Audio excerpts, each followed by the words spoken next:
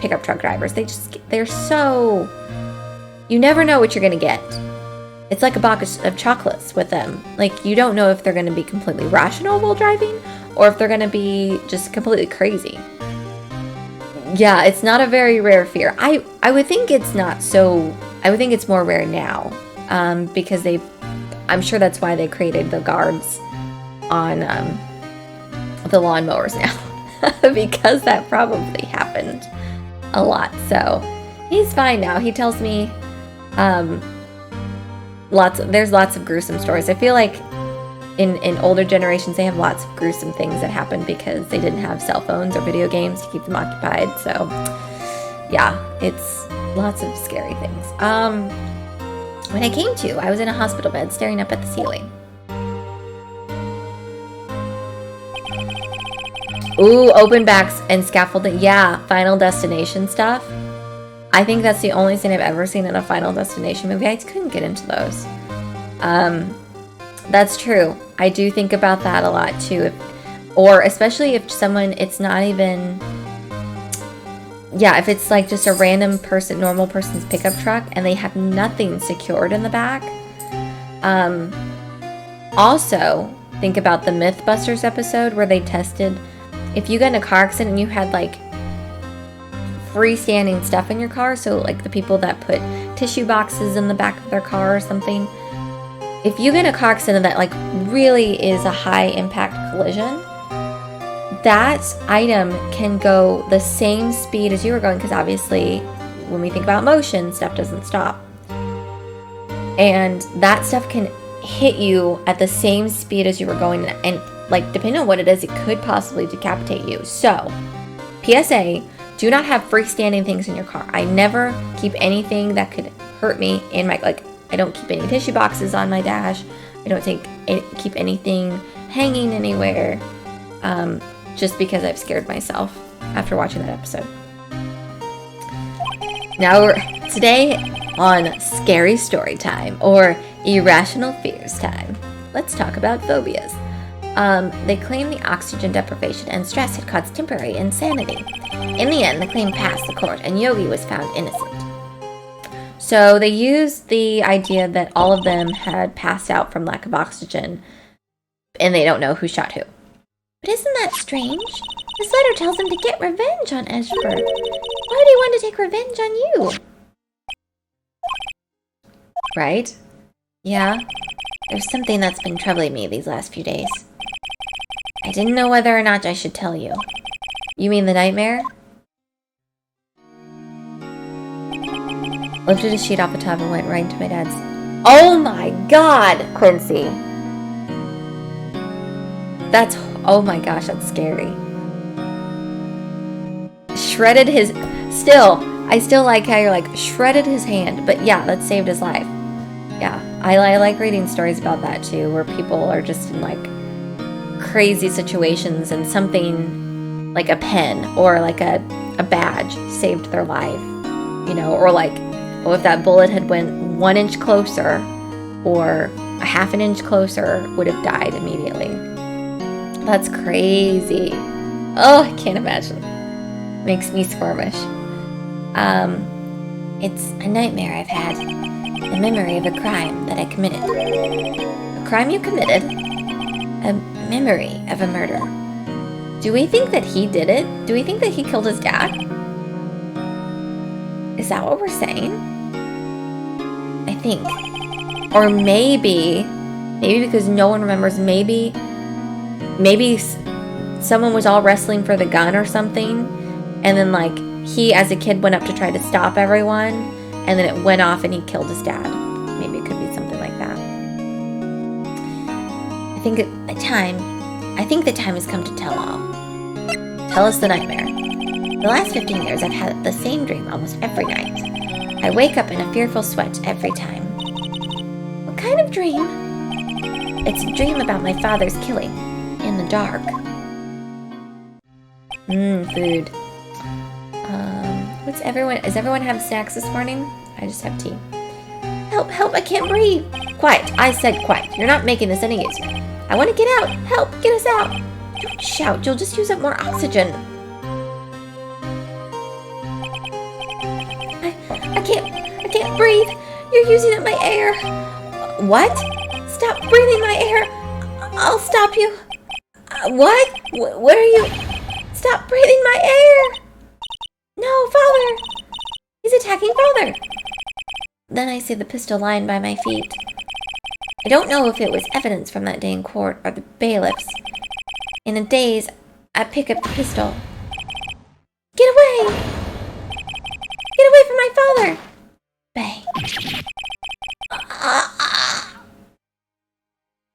And end scene. And with that scream, I wake. It's a bone-chilling scream. A scream that has rung in my ears for the past 15 years. But... Blue waffles? Kellogg's Mermaid Waffles? What? Those sound freaking delicious.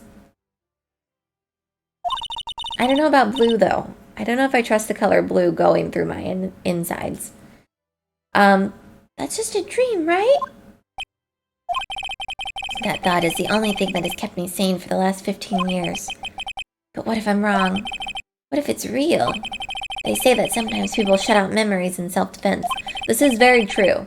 This is why there's some issues sometimes with crime scenes that happens, or crimes that happened so long ago. People will repress memories and won't realize it until after they seek therapy. Another criminology tip there. Maybe it was I who killed my father. What? If you think about it that way, the letter makes sense. Get your revenge on Miles Edgeworth. Think about it. Yogi was really innocent. That's why he wanted revenge against me. Wait, Edgeworth, you mean... It was me. I was a true criminal of DL6. I shot my father. This is bad. What are we going to do, Nick? What can we do? I don't know. I don't think there's anything we can do, like it or not. If there's someone else who knows a lot about the DL6 incident, maybe. There is, Nick! There is someone else who knows about the DL6 incident. Mr. Grossberg! Yes. There's a different reason? An old internet phenomenon. Oh, I'll have to look that up later. Mr. Grossberg. Mr. Grossberg? Oh, hello there. What's wrong? You look troubled. No kidding. I can't believe you're not. My. Just calm down and tell me what's happened. Oh gosh, my eye. It's Mr. Edgeworth. He...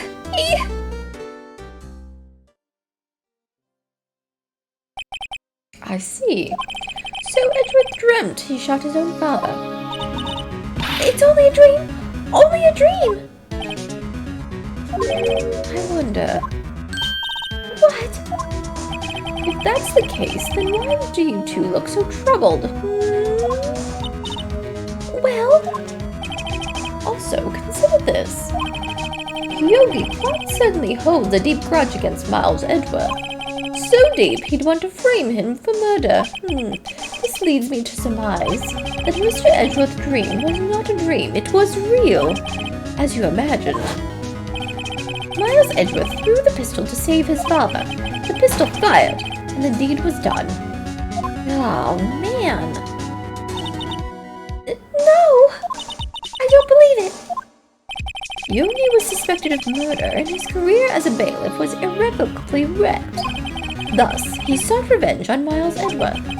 This was his last chance, of course, with the statute of limitations so close. Alright, let's talk about... Gregory! What do you know about Edgeworth's father? Oh, did any of you watch The State of Play? Or no, not The State of Play. Was it The State of Play? Yeah. The PlayStation,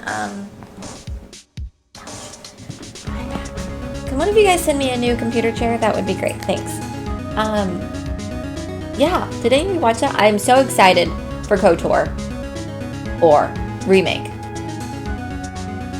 I played it long ago in a galaxy far away. Game Showcase. Thanks, Chad. I always call things like the last thing I remember them being. They have so many. State of Play. game showcase.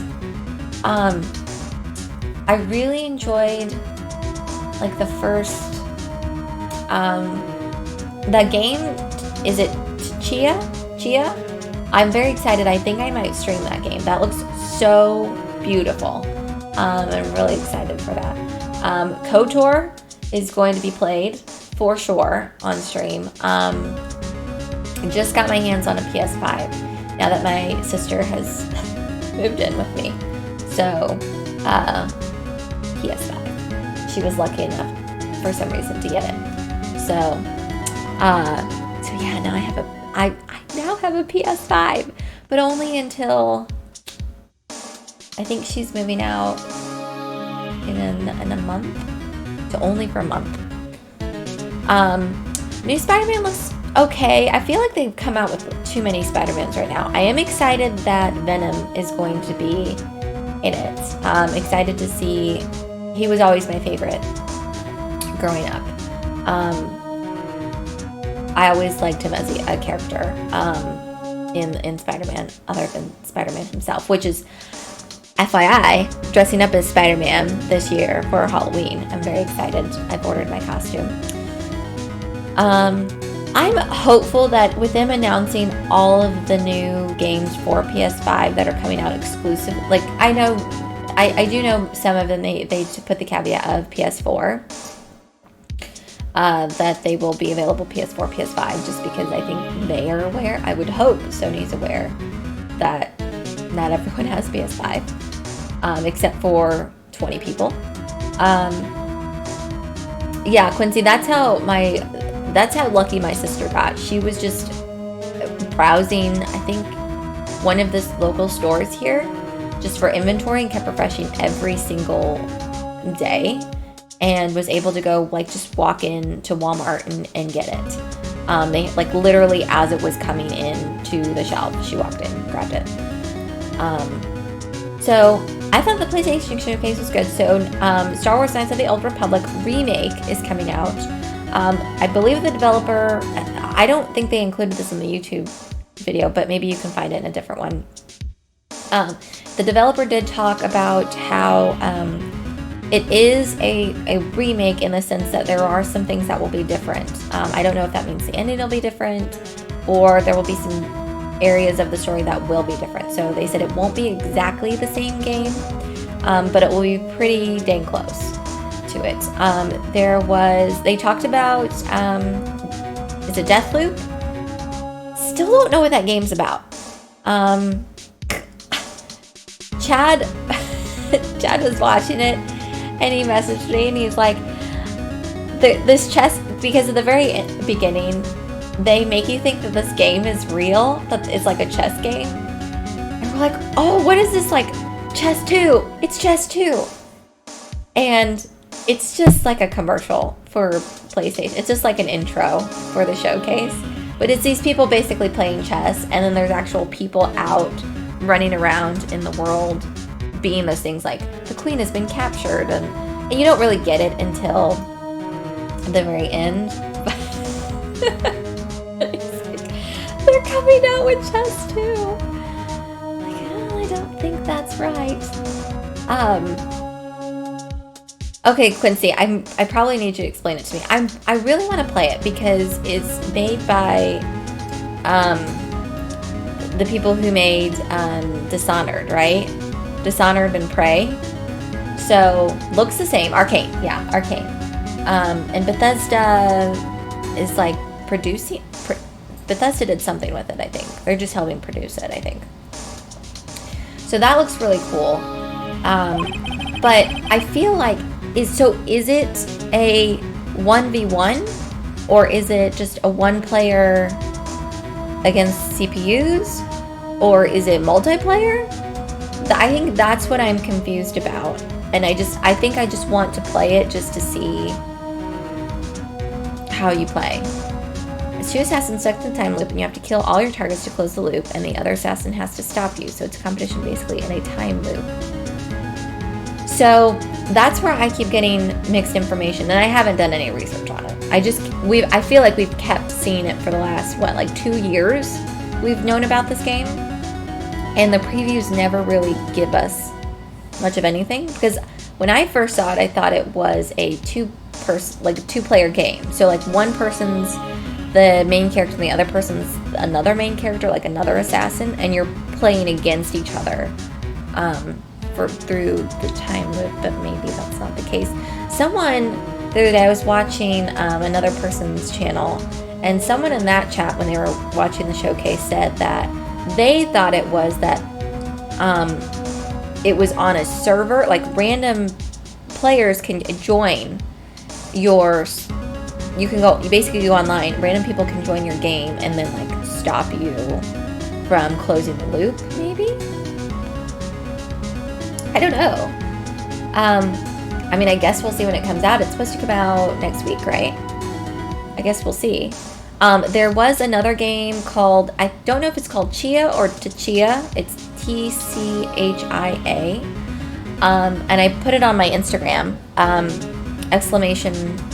!social, I think is how I have it if you want on my Instagram. Thank you, Moobot. Moobot, so nice. I posted on my Instagram, and I'm actually very excited. Chia, yeah. Did anyone's mom or dad have chia pets growing up, or like grandmothers or aunts or whatever? Who knew that chia seeds would become so much more, like would level up in the year like 2020, 2019? Who knew they would become so popular in the 2010s as an actual like food, not just put it on a potted plant and watch them grow. So I'm excited for that game. Basically, you can warp into different animals as a character. She has a magic ability. You can warp into different animals, and you use their abilities to like solve puzzles on the island. And it kind of gave me like Moana vibes too.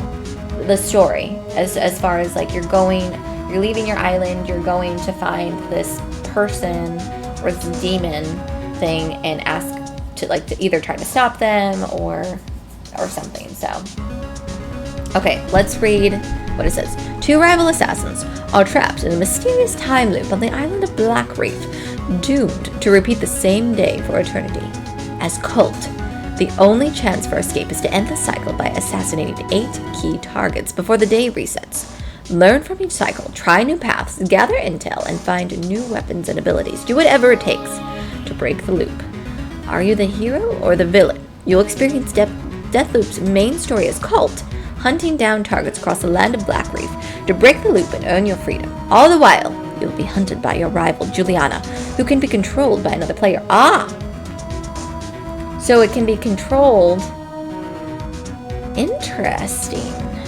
So the game is single player, but a second person can control the assassin that is there to stop you. It is Groundhog's Day assassin. Or it's as if you were to take Dishonored and put it in a Groundhog's Day scenario. Yes. Because I feel like a lot of the kills are very like Dishonored type. I feel like Arcane made another game or it was like very close to, not necessarily Arcane, but there was another game that I could compare it to. So I'm interested to play it, to see what it's like. So we'll see. It's supposed to come out next week. I kind of want to wait to see what other people say first before I spend my hard-earned cash on it.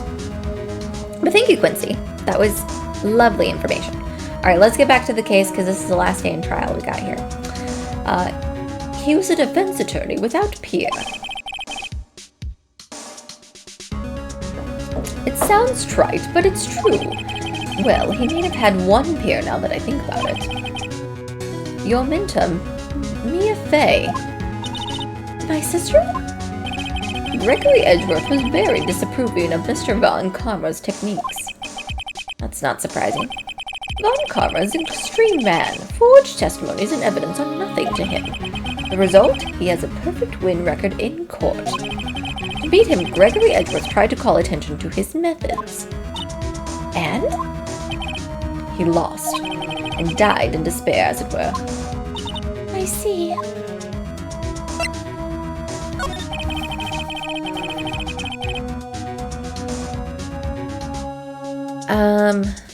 Oh, Returnal, yeah. There's a game that's been teased a couple times about some dude in a spacesuit with a little girl, and it's like the sky fell apart. Oh, I think I've seen that. Yeah, it's something like Sky or something like that. You're right. That does look interesting. Yeah, I'll have to look. I know the Tokyo Game Show should be happening either next week or in a couple weeks, I think. I think that's where people are excited to hear more information about. There should be probably some announcements from Capcom about some stuff. One day they will remake Resident Evil Code Veronica, and then I will be happy. I will finally be satisfied. If I hear them remake Resident Evil 4, even though that's what's rumored,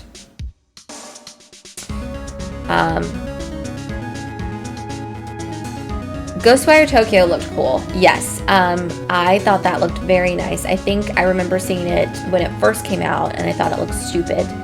But I'm very, very interested in that one. It looks very, very cool. And it seemed very fleshed out as far as the city. I did hear when they were talking to the developers or someone for that. It is actually a concept from the original creator of Resident Evil. So I believe the creator of the first game, or co-creator, however you want to call it, they worked on Ghostwire. So that makes sense. Hotland Lava Level. Oh yeah, Xander. The music in this game slaps. I have it on my Spotify now, but someone in chat, who was it? I'll just go, really you? Am I saying your name right? Reliru was saying that there is a orchestra soundtrack version, and I'd really love to hear that. So I think we will. I think I'll try to find that. Ninja Turtle level, yeah, for sure. Did any of you play that in the arcade? The original arcade one? That was the only time I ever played Ninja Turtles. There was a pizza place next to my house as a kid, and I would go play the arcade games there. And they only had Ninja Turtles or pinball. Okay. When Gregory Edgeworth was killed, the police called on a spirit medium. That was your mother, Misty Fay. I might need to go grab a snack soon. I am Gregory Edgeworth. I have been killed. The one who shot me was the bailiff, Yana Yogi. See, so the spirit medium said it was Yanni that killed Gregory. So, do we think that that Edgeworth's father was lying? Yet, Yogi was found innocent. Oh yes, new God of War! I am so excited! I'm very, very excited. I enjoyed the last one that came out, so I'm very, very excited for this one. That's when my mother left us. Everyone called her a fraud. Bet, has anyone ever thought that spirits can lie? No one thinks that. You sucked at Dad of War. Boy. That's right. Everyone thought she was, you see. Yet now that I think about it, it seems the one who lied was Gregory Edgeworth's ghost. Gregory Edgeworth must have known who shot him. I don't believe it. So you're saying he falsified his testimony? That Edgeworth's dad lied to protect his son? Yeah. What parent wouldn't lie to protect their son? Or their child? Joined Oak Arcade. I lost all my lives. One of the other placed a couple quarters in my hand and said, "Oh, that's that touches my heart, Landrick." I think there was a group that I played with Pac-Man. We played the same way. My mom used to work at a toy store in a mall, and I got to come with her there during the summer when I was out of school because she had no one else to watch me. And I would just wander around the mall as a kid, and I think one year, it was only for 1 year, across the way from the toy store was a big arcade. And my mom would just give me a bunch of quarters. Sometimes the person working at the arcade would just know me and just let me play some games for free. And that was my day. And I got to go to Orange Julius, which used to be a smoothie place a long time ago. They have the best hot dogs. And that's where I would eat my lunch, go back and play the arcade, and then go back to the toy store and walk around the toy store. And it was funny, as a 6-year-old child, I was helping customers in the toy store, which, I mean, honestly though, I don't know why more toy stores don't do that. Like, have a resident child. I know why they don't do it. Okay, I'm being a little sarcastic, but have a resident child in the toy store for that area of game. Like, have a teenager there, like, that really loves video games. Have a 6-year-old there that really loves these toys. And that way they, like, if you're unsure of what toy to go with, they can help you. Like, oh no, this is the toy you need. This is the Barbie you need to buy her. This is the Princess Unicorn. Or no, dude, this is the game that you need to play. You need to play Dad of War, and it's going to be the best. Your son is going to love it. You need someone like that. Yeah, as long as they pay the child. Let's not deal with any free labor child laws there. But that was always really cool to help people, because I sat and played with the toys all day there. And so I just told them my honest opinion about them. I would sit and practice Resident Evil. I think that came out, I think it was the PlayStation 1 that was out around the time that I was there, and I would play that. And my mom didn't like it. She didn't want me to play that. But I'd sit and play the demo all day. It was very, very cool. One of the best experiences of my childhood, hands down.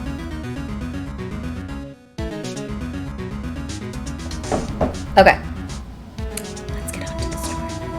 It was a great game, though. I'm very excited for the new God of War. I'm very interested in all the new characters they have, specifically Thor. That's going to be coming out. Although I am partial to Fat Thor, he is my spirit animal. But that's a possibility nonetheless. Okay, so we think that the spirit of Gregory Edgeworth lied and told, so it's not that she was a fraud, but it's that the spirit lied because he knew his son had killed him accidentally. Can we present him the letter? Oh, so this is the letter. It does seem that Yogi was following this letter when he killed Hammond. But why kill Robert Hammond? Hammond was a skilled defense attorney. But he defends clients not for their sake, but for his own. His own sake? He never trusted his clients, that one. The only thing he trusted was his own ability. But he got his client found innocent, so why should it matter? Actually, my dear, it's quite different. He won that innocent verdict for no one but himself. Yogi was a free man, but socially he was ruined. Huh? You'll understand soon enough. Wait. What is it? This letter. I've seen this handwriting somewhere before. A long time ago. Whose handwriting was this? I think Thor would be more accurate. Thor, I mean, that makes more sense to me. Like, and Chris Hemsworth seems like such a bro that would drink and eat excessively. The fact that he doesn't look as fat as he is, it's almost infuriating. I almost take offense to it. No one should be that beautiful. The Hemsworth brothers, no one should be that beautiful in real life. And I have talked to some Australians, and they have confirmed that they really are beautiful in real life. I think it was Von Karma. Could it be Manfred Von Karma? Von Karma? Why would he have something to do with this? Well, I'm not sure. Von Karma. Wait, you're right, my boy. This is Von Karma's handwriting, I'm sure of it. I used to see it all the time on court reports. What? But that means the only one who told Mr. Yogi to kill was... Correct. Manfred Von Karma himself. What does this mean, then? Why would Von Karma want to frame Edgeworth?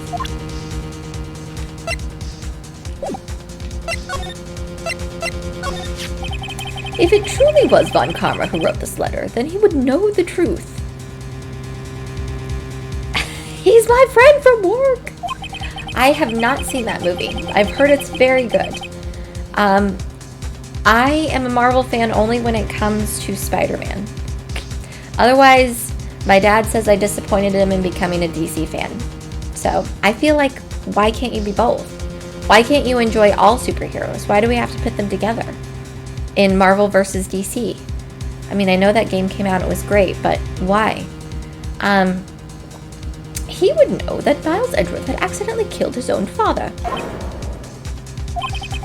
He'll say as much tomorrow in court, I should think. He'll press the point until the court finds Miles Edgeworth guilty. Oh no! But how could Von Karma know that Mr. Edgeworth's past is like? Even Mr. Edgeworth thought it was just a nightmare. Yet I do know that Von Karma is both persistent and a perfectionist. He may be seeking to satisfy a grudge against Gregory Edgeworth by hurting his son. What do you mean? It was 15 years ago. Von Karma met Gregory Edgeworth in court, and Von Karma did win. But he didn't make it through the trial unscarred. Alright, tell us. Yes, I know. Be a fan of whatever you like. That's just my take. Oh, they changed Hulk's voice in that movie? My sister was watching, they came out with, and I'm sure it's been all over, it's just the first I've seen of it, Disney Plus, if you have that, they came out with this episode series called What If? I think it's all based around Marvel characters. And she was getting very upset, but I don't know if she was. It's hard to read my sister's emotions sometimes. But yeah, it's basically a whole what if scenario of just changing a tiny bit of everything that happened in the movies and changing it. And I don't know if they got the same actors, but the voices sound really, really close to the actors that they had. So I might need to watch that later and see what things that they changed. Yeah, that like Captain Carter was the first Avenger and not, Steve, I think. What is that right? Yeah, like what if this person really was the superhero and it wasn't Tony Stark? Like how would that be different? How would things have changed? Would things have changed? I've heard it's very good. I heard her watching it the other day. So if you have a Disney Plus subscription, you can watch those. Otherwise, I'm sure you could find it somewhere else on the interwebs for free. Pretend I didn't say anything. Stop listening, Disney. Right? I think she would. What happened in the trial between Edgeworth's dad and Von Karma? Von Karma got the guilty verdict he wanted. He won the trial. But Gregory Edgeworth accused Von Karma of faulty evidence. And though he lost the trial, Mr. Edgeworth's accusation stood. Faulty evidence? It was the only penalty Von Karma has ever received in his career as prosecutor. Gregory Edgeworth dealt a blow to his perfect trial record. Wow! It must have been quite a shock for Von Karma. He took a vacation for several months after that, you see. A vacation? Yes, an unusual event for the man. That was the first and the last vacation he's taken in his many years of prosecuting. Really? He doesn't take vacations? Like, go to the sea or to the mountains? Don't tell me he's never been to Europe. You have strange ideas about vacations, Leia. In any case, that was the only time he took a vacation from work. I believe the penalty upset him quite a lot. Odd, if he wanted to keep a perfect record so badly, why would he take such a long vacation? What do we do, Nick? Von Karma's gonna bring up DL6, you can bet on that. What if Mr. Edgeworth pleads guilty to DL6? I won't let him. Yes, Mr. Wright, I hate to say this, but even accidental murder is murder, you know. I know that. I just believe in Edgeworth's innocence. I can't believe he'd kill someone. But Nick, Mr. Edgeworth admits it himself. His father must have lied to protect him from beyond the grave. I don't care. I know he's not guilty. Mr. Wright, if you say so, I suppose I could go check again. The police files might hold something of interest. Mr. Grossberg, thank you. I can't promise anything. In fact, I think the chances of finding something are slim. I understand. Police materials. Let's go to the detention center? I don't know. No, let's move to... Here we go. It's hard to remember how to get around some places in this game. I might have to go potty quickly. I have to go potty real quick. I've got to go to the little girl's room. I'll be right back. Everyone take a break, grab a snack, and I will be right back.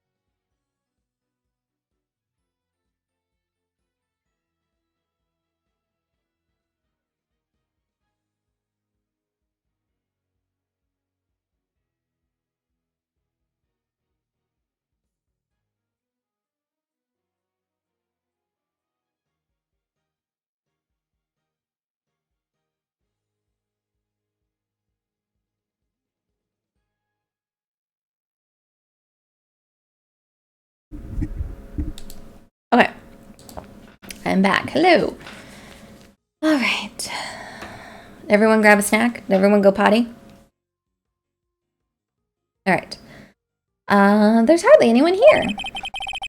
Dev! Hi! How are you? Ooh, Xandrick? You dog. I am the snack. What are you talking about? And I'm here to feed everyone. Everyone must be out looking for the old guy, Yogi. Ah, it's you! I don't think Gumshoe will be coming back today. He's staying out late looking for someone. Sounds like Detective Gumshoe is pounding the pavement for real. Let me scoot over, I'm sorry. We're wondering if we could check out the records room again? Well now, I can't have just anyone wandering around here. But, I guess Mr. Von Karma is in there now anyway. You can go in as long as he's there. Von Karma? Yes, he just arrived actually. Von Karma's in the records room. Nick, let's hurry!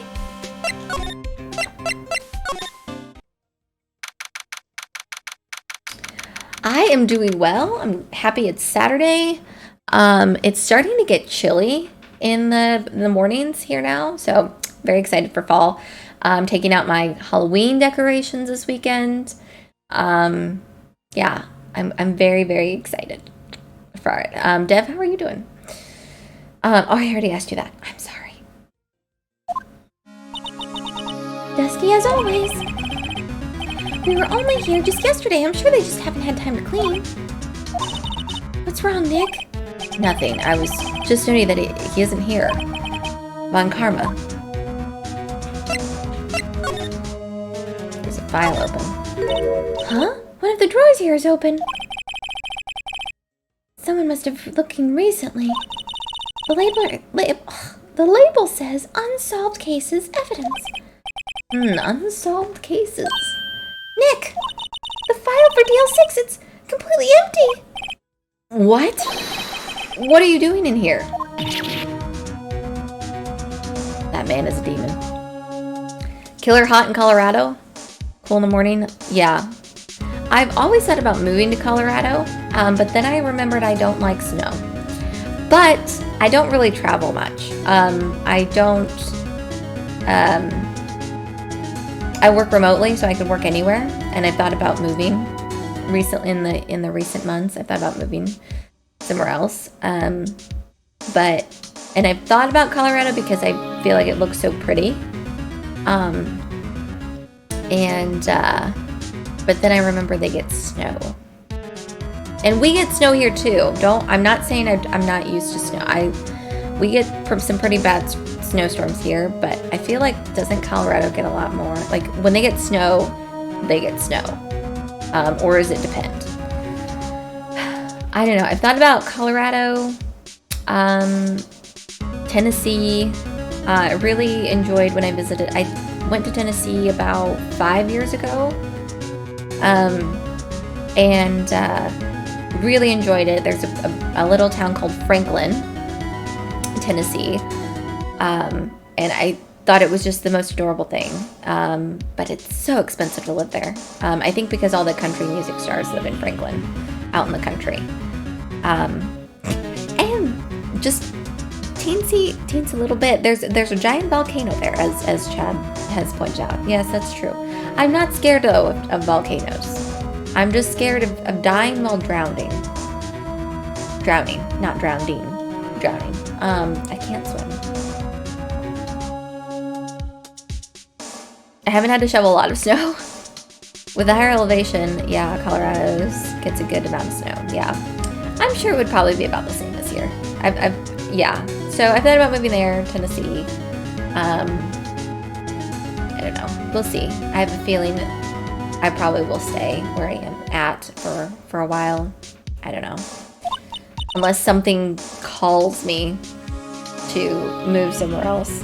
I am looking to try to travel more. I just sent in my passport application this week. So I'm looking to hopefully, I don't know, if we ever return back to normal, get to at least go travel a little bit more. Never been to another country, so I think that would be exciting to do that. So yeah, we'll see. I don't know.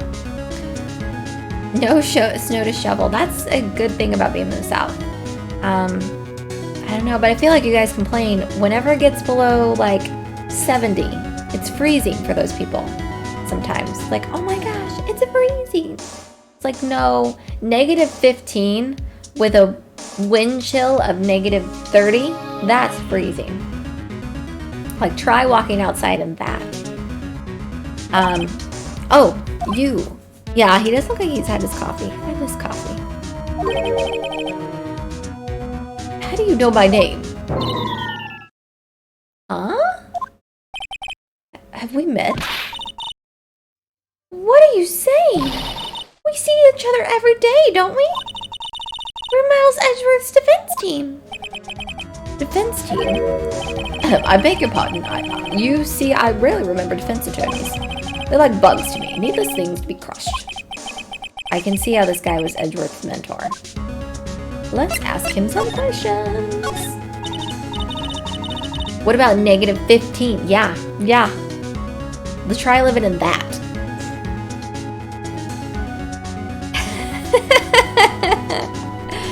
This is true, Xandrick. It's because we are cold as well, and we feel like, I don't know. We have nothing else to talk about in our cold states, so we've got to find something to complain about. And you know, you Southerners are an easy pickings for us. I'm sorry. What was it? Mr. Edgeworth is your student, right? A romanticist who still can shed that veneer of amateurism, just like his father, always second-rate. Mr. Von Karma, you had an axe to grind with Mr. Gregory Edgeworth, didn't you? Me, a grudge against a mere defense attorney. Because he dealt a blow to your otherwise perfect trial record. So you did. But what I don't get is, why did you take his son under your wing after? The son of your most bitter rival. That, my dear attorney, is none of your business. Juneau, Alaska? I've always wanted to go to Alaska. I don't know if I'd ever want to live there. I've always wanted to go to Sitka, Alaska. Or like go on a cruise through Alaska. I think that would be cool. I did have a friend that did a very, very big excursion. So they drop you in on like a raft. She was there with her son, her husband, her father, I want to say, and like 2 other people. And basically you float on this like raft houseboat down this river through Alaska. And you can like stop and get out at certain points. Like you have a guide with you. They don't just let you out there just all like by yourself. They give you a guide to just drive the boat. And so you park and camp at certain points in the thing. But I remember she said, yeah, we shared a bucket to go to the bathroom. And so everyone, when it was their time to go to the bathroom, took the bucket, went and did their business. And I think that you had to tell the guy, like, hey, this many people are coming. So they had so many buckets to plan for to go to the bathroom. I think they said that they saw 2 bears because the company that they're going through told them to get bear spray. And they saw 2 bears, I think, but they were walking away from them. So, but she said she'd never do it again. But she said it was a lovely experience. Juneau, the capital of Alaska? He had a friend that moved to Alaska, but he had to move back. Yeah, I've had a couple friends from Alaska. I went to school actually with a guy from Alaska. He had moved here, of all places, from Alaska, and he was very, very cool. He talked a lot about the Iditarod. Is that the dog race? I think that's the dog race, or maybe I'm making that up. And I remember that year we followed all of the dog sleds through the race. So I've always wanted to go see that, to go see the dog race, and yeah, I find Alaska fascinating. I think it's very pretty. I'm someone who loves all nature shows. I will watch a nature show and I love it. So I don't find it boring. Tomorrow will be the last day of this trial. It's been a while since I've had a defense attorney last this long. Still, you won't lose at the end. Yes, I remember the Balto movie. We had to watch that actually as we were watching information about the race. That was originally kind of like where it had stemmed from. That basically it was from this dog delivering medicine across this like 3-day long trek of wilderness. I loved Balto. That was one of my favorites. Miles Edgeworth will admit his own guilt. His guilt of 15 years ago, you mean? Oh, gosh. You're quite the researcher. If you've done your homework so well, then certainly you must understand. You know what Miles Edgeworth will tell the court tomorrow. We were right. So Vine Karma is going to bring up the DL6 in court. Alright, let's go talk to Mr. Grossberg. Oh, no, we can't go talk to Mr. Grossberg anymore.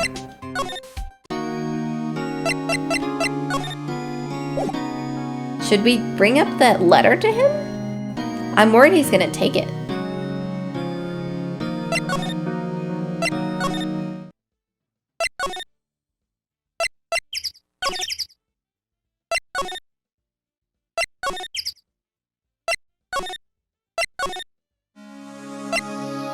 Polly's still there. Okay, so not here. I feel like we need to... If you've never seen Balto, I highly recommend you watch it. It's a very, very good movie. I think it was done by Disney. And it's based on some true facts. It's not obviously an exact true story, but it's based on some true-ish facts. And it takes place in like the 1930s, 1940s, maybe even before that, 1920s. I don't think it was that far away or that long ago, but very, very good movie. One day left, Nick. Yeah, I know. 1925. Okay, I knew it was before. It wasn't 1950, so I knew it was before then. Yeah, so it's a very, very, very good movie. I recommend. Dev, did you see the PlayStation Showcase? Am I saying that right? I kept calling it Showroom, and I don't think that's what it's called. No time to waste. Let's go. Oh, now we can go to Grossberg's office.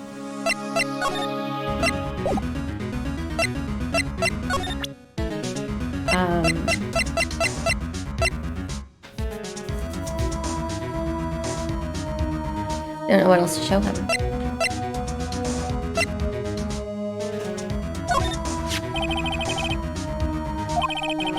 We'll see the completion of not one but 2 trials, all thanks to the statute of limitations. However, I'm afraid the damage the DL6 incident has done will never be eased.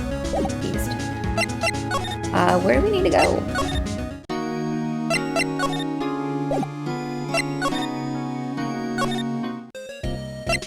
Where do we go?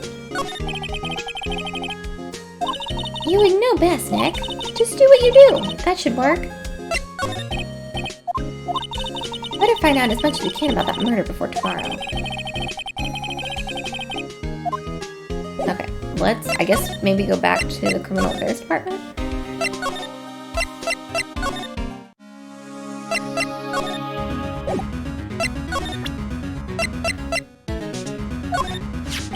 Mr. Von Karma, have a look at this.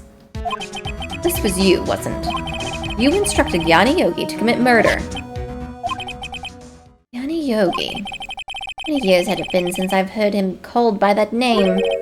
He's a fool. I told him to burn it after he read it. He admitted to it! He admitted to writing that letter! So you admit it! You wrote Mr. Yogi this letter! Yes, my dear defense attorney. Thank you for taking the trouble to bring it to me. You've saved me from a lot of needless hassle. What? Nick, what is that thing? A stun gun for self-defense, usually. speed. 600,000 volts will course through your body like a dog touching an electric fence. That's an understatement. Okay. 600... Oh, don't worry. People don't die from it usually. Now, give me the letter. No! No! What are you... Nick, run! Uh-oh. Maya! Out of my way! Ah!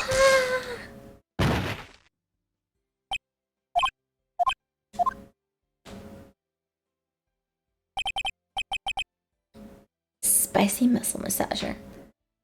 Yes, I'm excited for the God of War. Excited to see Thor. Oh, my booty. I'm sorry. Letter's gone. And he took the DL6 evidence. All of it. Back to having no clues. Wait. I jumped first. Maya! Is she okay? I knew if we gave that letter to him that he would take it.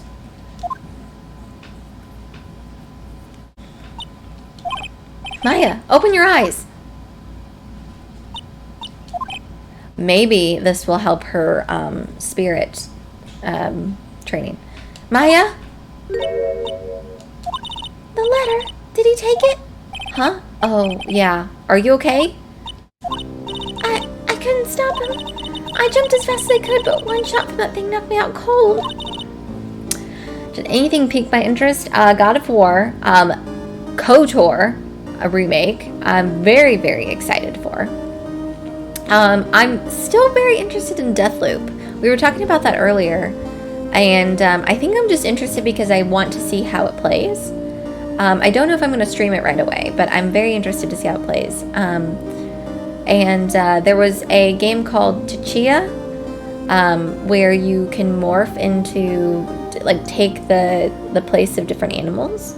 Very, very pretty, and that's definitely on my alley of something I would play. So, what else? I think that was it. Oh, Ghostwire. That looked very good. So yeah, I thought it was a pretty good, I thought it was a pretty good presentation. Obviously there's some stuff that other people are like, huh, or I don't care about that. I'm no good as a lawyer or a medium. I can't even call my sister. Not even now, when we need her the most. Chia as in Chia Pets, yes. I think that's what it's called. Maybe it's called something else. I posted about it on my Instagram feed. Let's see. TCHIA, Tchia. Lets players soul jump into animals and objects to travel, solve puzzles, and more. Coming 2022. So obviously not anything this year, but very, very excited. Yeah, we were just talking about chia seeds and how no one would have guessed that they would become as big of a health food craze as they've been. Like, I put chia seeds on everything. I wish I hadn't woken up at all. Maya! Has to be some way I can help her. Better do something about her self-confidence first. Maya? What's that? A bullet? DL6 Incident Evidence number 7, taken from the heart of Gregory Edgeworth. I remember. Von Karma was holding this when Maya jumped him. Yes! We can... I bet you if we look at the ballistic markings of this bullet, it will match the gun from the murder that we're investigating. You're most definitely not useless. I'll prove it to you in court tomorrow. Alright, court case time. Here we go. We're just gonna finish this out, because I believe this is the last day in court. So I just want to get this episode completed. Final day into trial. So yeah, I was saying to chat that I believe the Tokyo Game Show is going to be happening soon. I don't know if it's this month. I think it is. So I'm looking forward to that because there's usually a lot more that comes out of that. Specifically, I'm thinking there's going to be some Capcom information that's going to come out of the Tokyo Game Show, so I'm kind of excited. What's the big deal? Sorry, Nick. I only touched your shoulder. I guess the shock hasn't worn off from my run-in with the stun gun yesterday. Later this week, yeah. So look forward to that, and hopefully there will be some exciting updates from that. I need to get some lists. If you want to start dropping some suggestions here in chat or in Discord, I do need a good list of some scary, spooky games to play through Steam. I'll probably do one day of like Phasmophobia if I can get some of you guys that want to join. We can do Phasmophobia.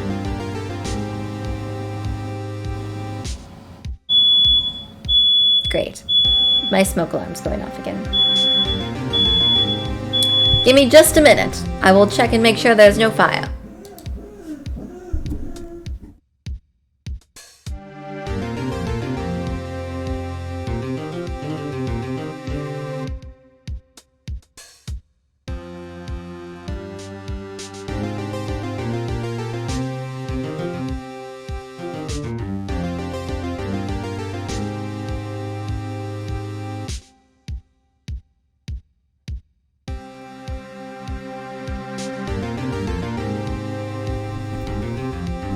Okay, everything's good. I know, stop burning my food. Anyway, what was I gonna say? I don't remember now. Other than that my smoke alarm was going off.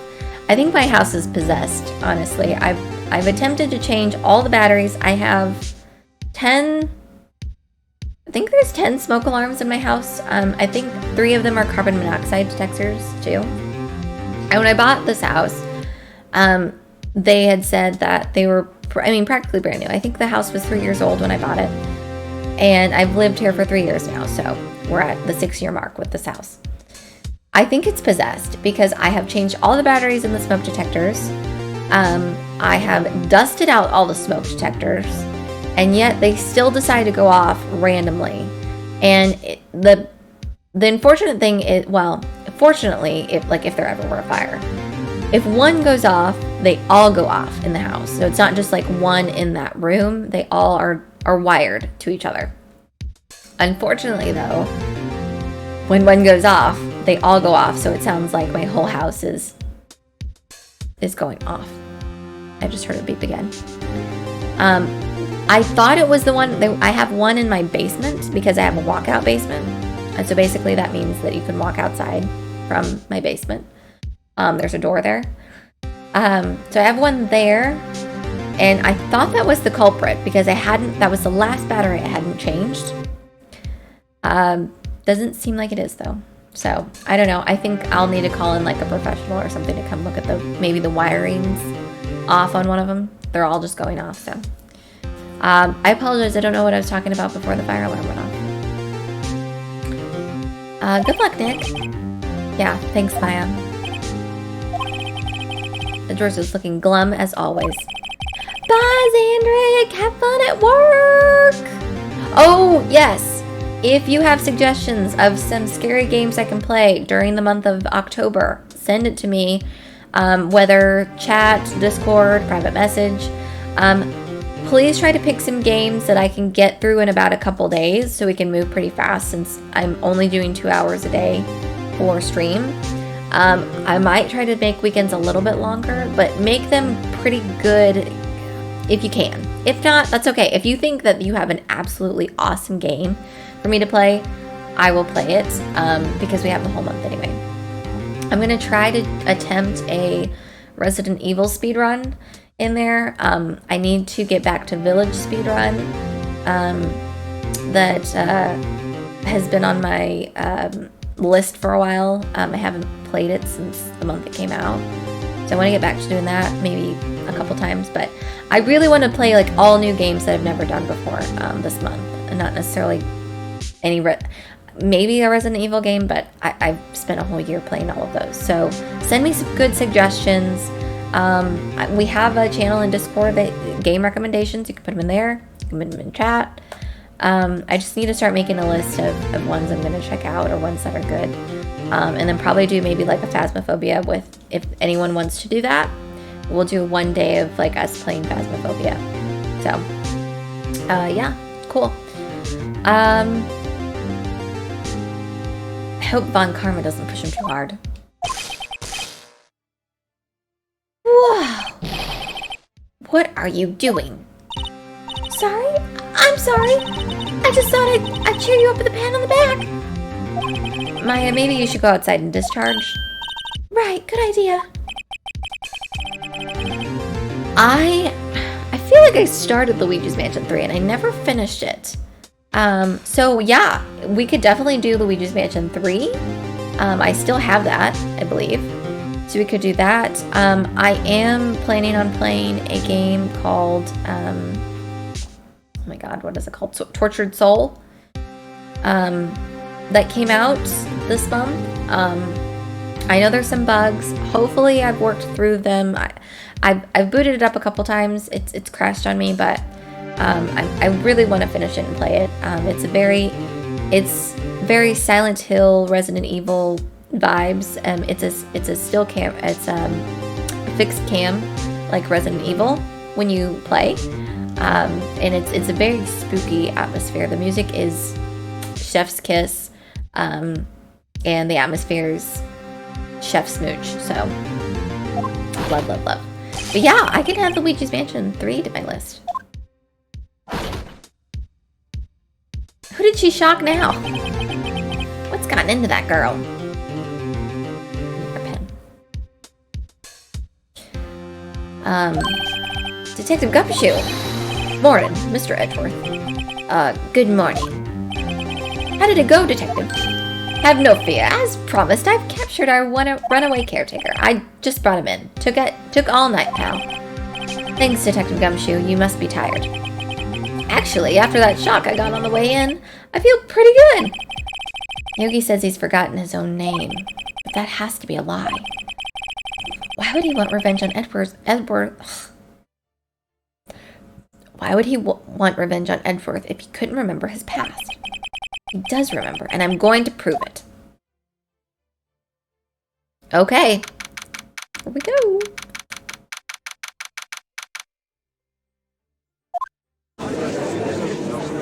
Oh, I can't. Okay. I'm done. Court is now in session for the trial of Miles Edgeworth. The defense is ready, Your Honor. The prosecution is ready. Very well. We have reached the final day of our proceedings in this trial. I ask the prosecution to submit decisive evidence. Understood. Very well, Mr. Von Karma, your opening statement. Right. Thanks to Detective Gumshoe's efforts, the boat rental shop caretaker has been arrested. In yesterday's trial, the defense asserted that the caretaker was the murderer. However, the caretaker has yet to confirm this. I would like to ask the defense to cross-examine him as much as necessary. Very well. Please bring the witness to the courtroom. Alright, I'm gonna eat some of my snack before we go. I got some cashew butter I found in my pantry because I'm all out of peanut butter.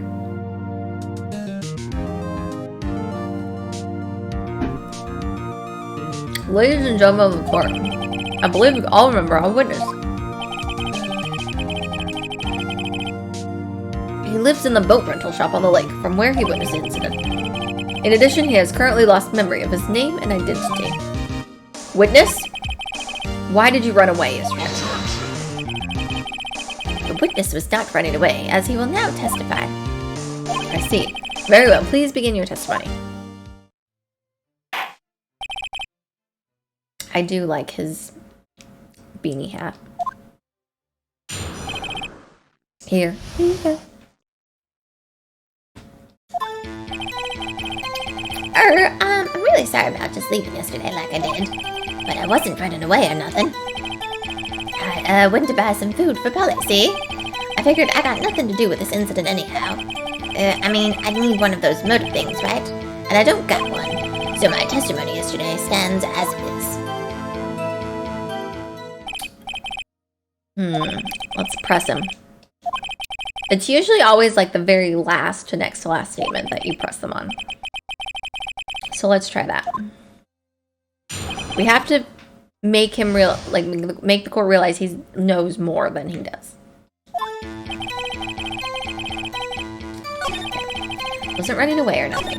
I went to buy some food for Polly. I figure it got nothing to do with this incident anyhow. Let's try this one. You've lost much of your memory, is that correct? Yep, seems like it. Then how could you know that you didn't have anything to do with this incident? Or maybe you're lying about not having your memory. You know exactly who you are. The witness has testified quite clearly that he has no memory of who he is. If you claim he's lying, then show the court proof. How am I supposed to prove what's going on in that old cogger's head? That's impossible. I'm glad you've come to your senses, Mr. Wright. Very well, witness. Please continue. Alright, let's try the next one. How can you say you had no motive? I say you do. You had a grudge against Edgeworth and the victim, Robert Hammond. That's why you took revenge on them, right? Old cogger. Old gem of a man.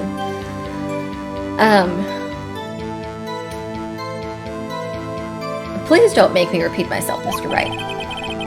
This witness has no memory of anything beyond several years ago. He can't hold a grudge, it's impossible. I have to prove that he's lying about his memory.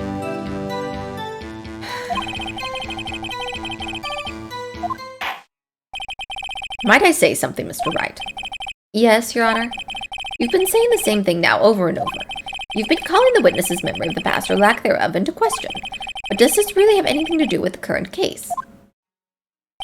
Of course, Your Honor. The witness has said he has nothing to do with this case and no motive. Both of these statements are lies.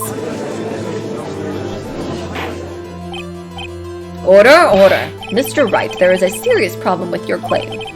Or are you saying you know who this witness is? Of course, Your Honor. Oh, now this is interesting. I would like to know myself, so who is he? Don't play dumb, Von Karma. Mr. Wright, please tell us the witness's name. His name is Yanni Yogi, a former court bailiff. Yogi? That name seems familiar. Oh, Yanni Yogi, from the DL6 incident. Figures the judge would have heard of it. Such a famous case. But what does this mean?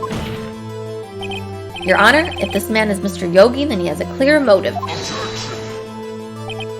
Tisk, tisk, tisk.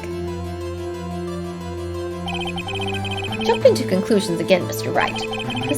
This witness is Yanni Yogi. Fascinating. However, how do you propose to prove this to the court?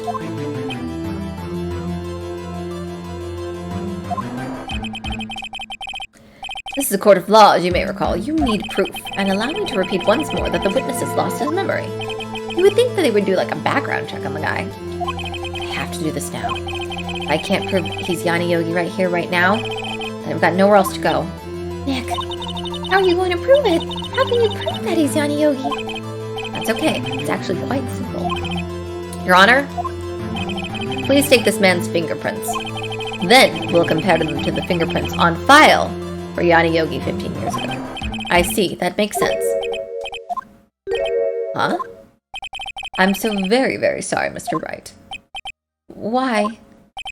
The witness has no fingerprints. What? No fingerprints? You see, before I worked as a caretaker, I worked at a chemical plant. I burned my fingers working that stuff. Yep. Likely story. Does anyone ever know anyone that has tried to like erase their fingerprints? I've heard of that before in crime cases, that people have like either taken a match or something to their fingers and you can burn off the skin and leave no, your fingerprints are gone, essentially. Yogi, you sneak. Most people, though, don't realize that you also have a palm print, not just fingerprints. So, Most of the time they do go back, but depending on what you've done, I do know there was a study done, I can't remember on what job, but they said something about people who do something very repetitive with their fingers, like they looked at their finger, like they had barely any fingerprints left on the fingers. I can't remember what that study was though. Well, if the witness has no fingerprints, I guess we'll not be able to prove his identity. No.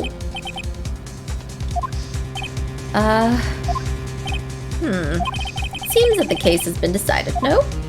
No. I know what happened. I know everything. I just can't prove it. But no, I can't let it end like this. I can't lose. There has to be another way. There is no one who can testify as to who this witness is. No one. Nick, what are we going to do? I didn't even consider that he might have erased his fingerprints. What do I do? Tisk, tisk. Well, Mr. Wright, perhaps you'd like to cross-examine his parrot for a little comic relief? Yeah, very funny. You're a sore winner, Von Karma. Wait a second. Cross-examine his parrot. What is it, Nick? No, you're not going to. Your Honor, the defense would like to take Mr. Von Karma up on his proposal. Take Mr. Von Karma up? On my proposal? Exactly, Your Honor. I would like to cross-examine the witness's pet parrot. I think this is also based on true events. They have actually, like, parrots that can talk. They have actually brought them in as witnesses to cases before. I believe that is correct. Yes, there have been stories like that. Or that a pet ate something or something. It was like evidence. They've brought in stuff like that before. What do you think, Mr. Von Karma? Need you even ask? This is a farce. I object. Wait a second. You were the one who suggested I cross-examine the parrot, Von Karma. I have a right to do as you suggested. Well, if you're so desperate, then please be my guest. Of course, should you go through with this, and nothing comes of it, then I hope you're ready for the consequences. Nick, this is crazy. Well, still want to go through with your little game? Yes. A parrot is definitely more truthful than humans, yes. Let the parrot take the stand. I will cross-examine her, Your Honor. This is the most ridiculous thing I've ever heard. Von Karma's rigged every person's testimony, every piece of evidence, except the parrot. She's my last chance. At least, I think so. Bailiff, bring in the parrot. Aw, she's so cute. That's quite a bird. Please tell us your name. Name! The witness is ignoring me. It must hurt to be ignored by a bird. Very well, witness. Who is your owner? Please testify for us. The witness statement. Hello, Squawk.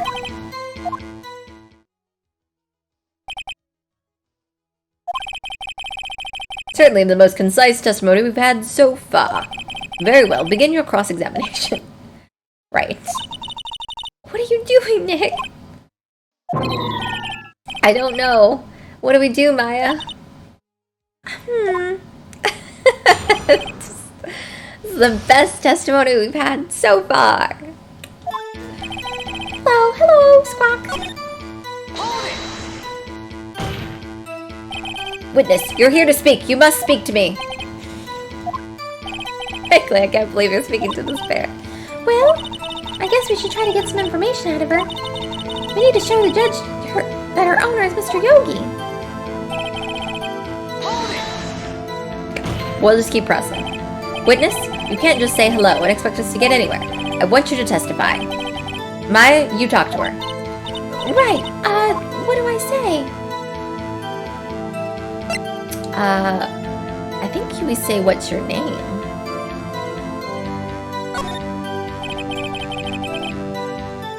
I think that's what we said to her before when we were in the shack area. Also, hi, is it Amy Plays or Ami? I don't like to mess up people's names. Polly, what's your name? Polly, Squawk.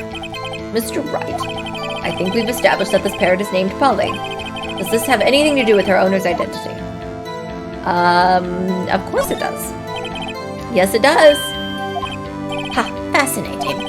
You claim that the parrot's name will prove her owner's identity. Then show us this proof. Nick, don't you think you're taking the bluffing a little too far? Listen, we're not here to answer the question of who is the caretaker. We're here to prove that he is Yanni Yogi. All we have to do is tie the name Polly to Yogi. Hi, Amy. I always, as a child, would pretend that my name was Amy. I liked the name Amy or Josie.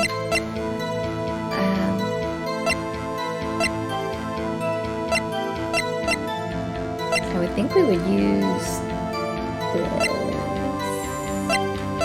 No, it has to be somewhere in the case file. Yes. That's quite a large file you have there. Which page is this proof on, then? Show us, or stop wasting our time. Very well, Mr. Wright, please show us the page. Where in this file is the information connected to this parrot's name? In the suspect data. It's on the suspect data page. This page has all the information about Yanni Yogi. Right after he was arrested, his fiancée committed suicide. Indeed, it does say that, yes. What was his fiancée's name? Polly Jenkins. Polly. Exactly, Your Honor. He wanted to remember the name of his fiancée who had committed suicide. What a weird thing to do, but I've seen people do weirder things, so... that's why he named his parrot after her. Oh, thank you for the 5 bits! Oh, hello. Welcome. That is so super sweet. Thank you. I see. I guess that is possible. Uh-oh. Bah, a mere coincidence, that's all. My granddaughter has a dog she calls Phoenix. Well, Mr. Phoenix Wright, does that make you my granddaughter's fiancé? I mean, is she super good looking? Because we could make that work. Oh, never mind. She's only 7 years old. Everyone stop. She's only 7 years old. Indeed, alone is a little weak for evidence in a murder trial. We would need some other corroborating evidence. Where am I going to find that? Nick, we're getting close. One more, if you can just get one more piece of evidence. Right, but what? Very well, witness. You may continue. All right, here we go. Well?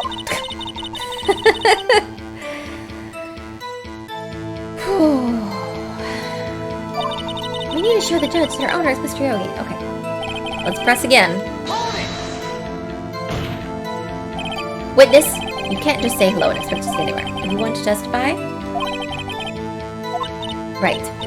What do I say? What is the safe number? Huh? The safe? Why? Let's just try to get her to say anything, okay? Polly, what was the number to the safe in the shack?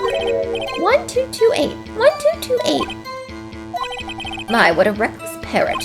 Well, Mr. Wright, you aren't claiming that this number has something to do with the caretaker. Actually, it does. That's why I've had her say it. Ha! Ridiculous. How can the number to a safe tell us who the caretaker is? Show us your proof. What could possibly link this number to the caretaker's true identity?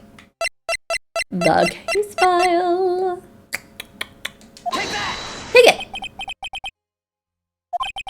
What is this obsession you have with that case? Mr. Wright, where in this file is something related to the safe number? The suspect data? No. No, we've already chosen the suspect data, so it's not that. Probably have to choose, like, one of each of these. So, I'm thinking either the victim data, which I don't think so, or the case summary. I'm going to say case summary. It's on the case summary page. Case summary? Specifically, the date on which the DL6 incident occurred. The date of the incident, December 20. Oh, yes, yes. Very good. Why, that's today's date, 15 years ago. And the number on that safe is 1228. Ah, he used the date of the DL6 incident as the number for his safe, Your Honor. That's how important that date was to him. I see, it certainly is an interesting coincidence. People often do set their secret numbers to dates. Does anyone here own a safe? I've never owned it. Well, I've had a locker number before. But we never got to choose the combinations for our lockers in school. It was just on a slip of paper. You don't own a safe. Okay. I probably should get a safe. There's lots of important documents I have that I probably need to keep safe. This is not tangible proof. I'm going to eat some more of my snack.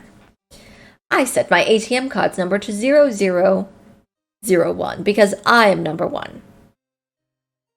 It's actually a great way to get your ATM card fraudulently taken advantage of. I mean, now the whole courtroom knows the ATM card's number. What a dum-dum. This has nothing to do with the date. Nothing. That's enough. I think we've reached a conclusion here. Dark Shadow! Hi, friend! This is a mere coincidence, that's all. True, that is a possibility. However, 2 coincidences, all at the same time, seems more like a pattern to me. What's going on with my shirt? What's going on with my shirt? What are you saying? Summon the caretaker of the boat shop. Immediately. Dark Shadow, how are you? I'm sorry I didn't get to talk to you much yesterday.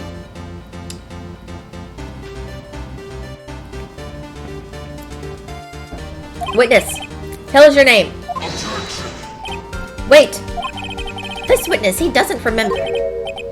No, it's okay. I've accomplished what I wanted to do. I'm done.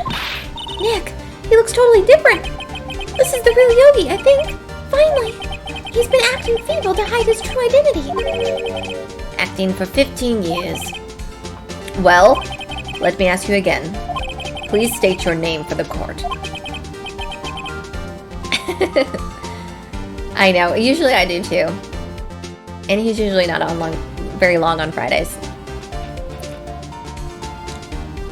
My name is Yanni Yogi. 15 years ago, I served as a bailiff in this very court.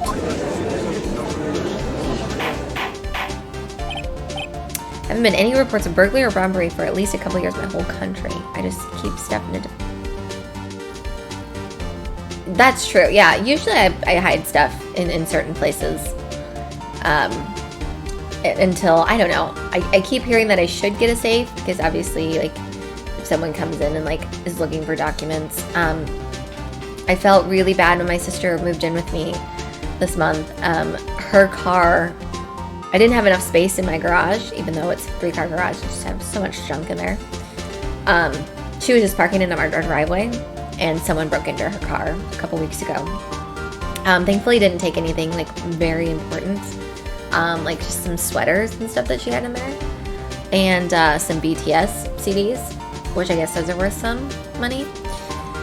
So, all last weekend, I cleaned out the whole garage so that way she could put her car in it. But yeah, it sucks because I have a camera at my front door so I can see who's there, but it wasn't pointed at the street where she was parked, and so yeah, we didn't get to see who it was.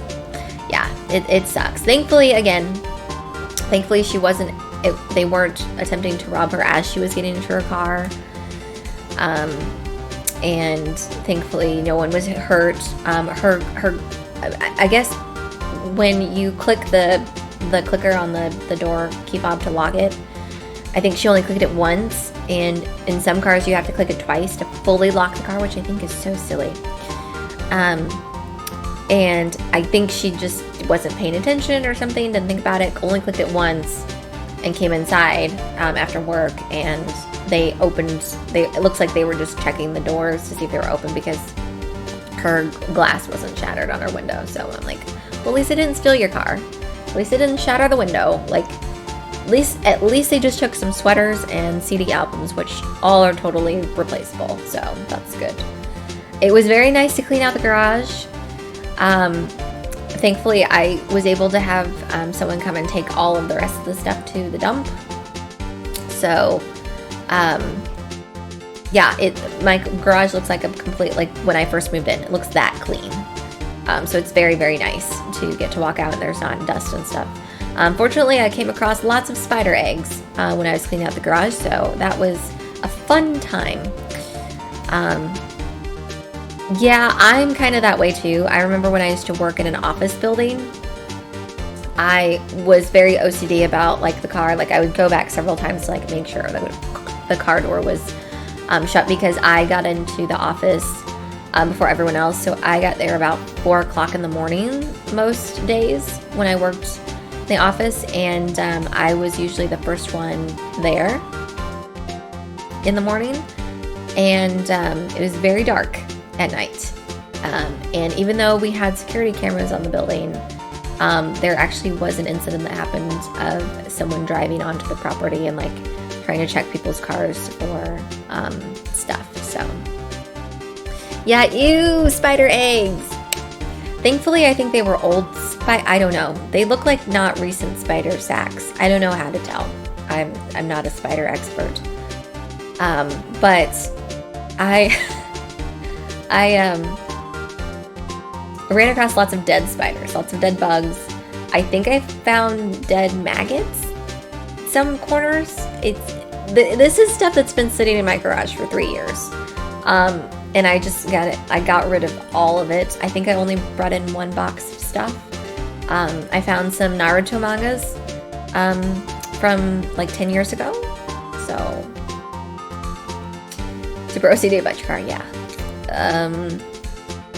I have to, yeah. I'm that way. When I lock up something or when I'm getting in my car, it's like OCD about, did I grab this? Did I grab this? Did I grab this? Yes, the garage door closing. Did you really close it? If you just pressed it, is it closed? Yeah, I'm the same way. Yana Yogi. So was it you who killed Robert Hammond and tried to frame Miles Edgeworth for his death? Yes, it was me. I did it. They put me on the witness stand 15 years ago. Robert Hammond, he said I was mentally unsound. He told me it would make me innocent, get me off the hook. So I pretended to have brain damage. I was innocent, really, but he didn't believe me. We won the trial, but I lost everything. I lost my job, my fiancé, my social standing. And then this year, 15 years later, a package arrived. It was a letter and a pistol. The plan was written out in careful detail. It was a plan for me to take my revenge on the people who ruined my life. I didn't care who had sent it. I thought this was my chance. After 15 years, this was it. Finally, a chance to have my revenge on Robert Hammond and Miles Edgeworth. I have no regrets. Wait a moment. Revenge? Against Miles Edgeworth?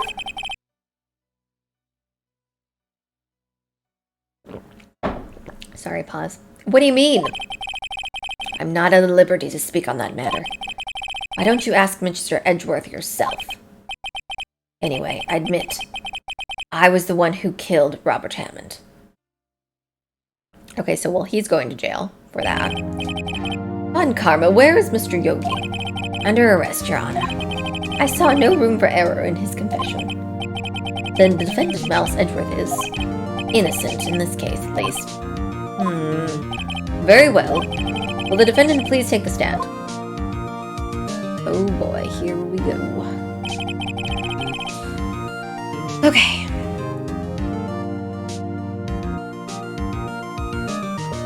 Sorry, I gotta wash down that cashew butter.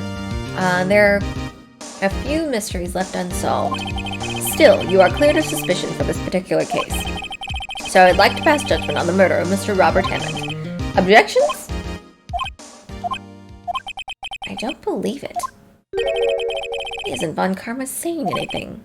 Very well. This court finds the defendant Mr. Miles Edgeworth.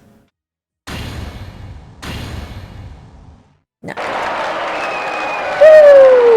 really wish they had confetti in courtrooms.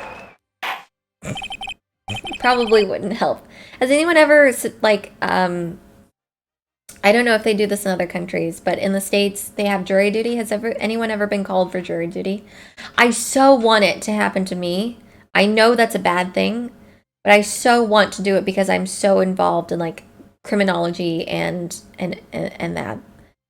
You have it too, but you haven't been. Yeah. I want it to happen to me so badly, but I feel like it's the universe, because I'm so excited about it, the universe is blocking me from ever having to do it.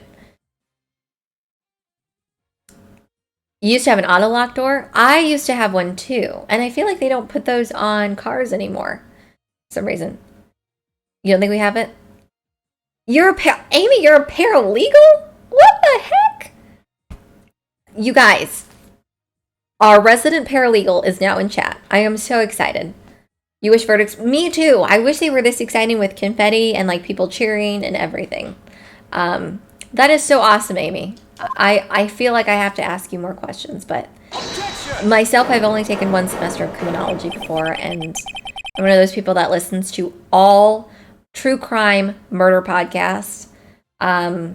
It's too much of an obsession. I've been trying to stop because it does bring you down after hearing so many murders that actually happened. Especially murders that happen to younger people or children. It really tugs on the heartstrings, and I find it hard to listen to, so I've taken a break from those, but I'm very much into, like, forensic files.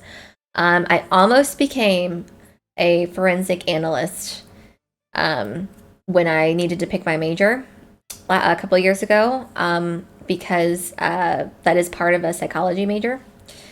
Unfortunately, I just don't have time with the current job I'm in. I feel like, though, me being in human resources and being a manager in human resources, I feel like sometimes I have to solve crimes in that sense. Party poppers, cake, confetti, party. Yeah, it bums you out sometimes unless you can really separate yourself from not thinking about it. I think it's hard. Like, I can watch fake shows like Criminal Minds, or oh my God, what's the other one my sister watches? And I can watch those because I feel like I can separate myself from the case, because it's based on maybe something real, but it's not a real person. Versus watching forensic files. I feel like I get very sad. Every Sunday, I get very sad. And the people that do those, that work on those cases, when I was a freshman or a sophomore in high school, I was in a forensic psychology class, and we got to go actually listen to a forensic investigator. So these are the people that are one of the ones on the crime where they put down the little evidence markers and tape out the stuff. And we actually got to see pictures of an actual crime scene, the dead body. They showed just more so like the side of his face.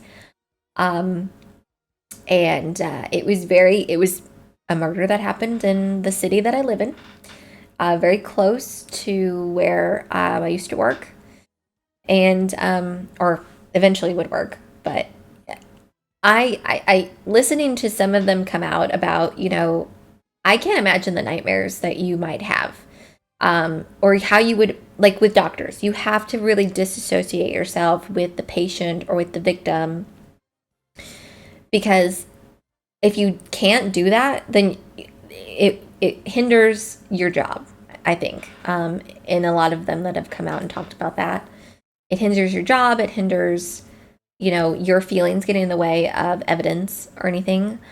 And so, yeah, I as much as I wanted to be someone in forensics, I feel like I'd get too involved and too passionate about each and every person. And I feel like that's not, that would hinder me from really doing the best in the job, even though I love, like solving puzzles and stuff like that.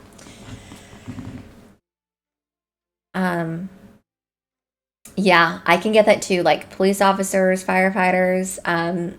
Yeah, even though there's some shady stuff that goes on with some of them, um, I'm sure those people have seen a lot of terrible things. I know many spouses that have said, when they come home, they don't talk about much of their job. You can't really ask them, how'd your day at work go? Because it's usually death, destruction, not fun things to talk about when you come home. Or most of them live alone, and you don't really have anyone to talk to.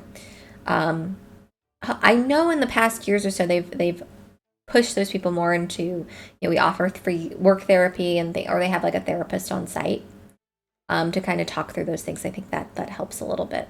But yeah, compartmentalizing is key to be able to just put those things in a box in your mind. Yeah, it's very sad, but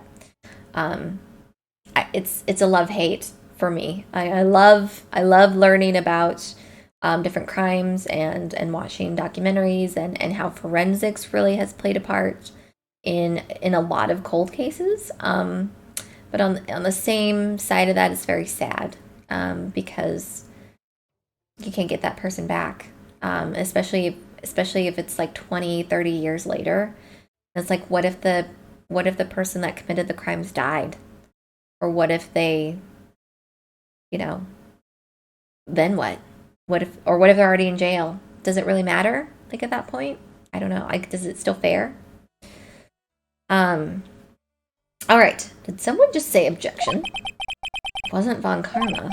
Wait, but that means no. Edgeworth?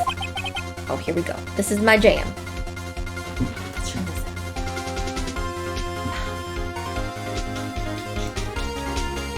out. Okay. Your Honor, I object to your judgment. What do you mean? I am not innocent at all. As we have heard, Yanni Yogi killed Robert Hammond in revenge. But revenge for what? Nick! Edgeworth is trying to confess! He's gonna say he's guilty!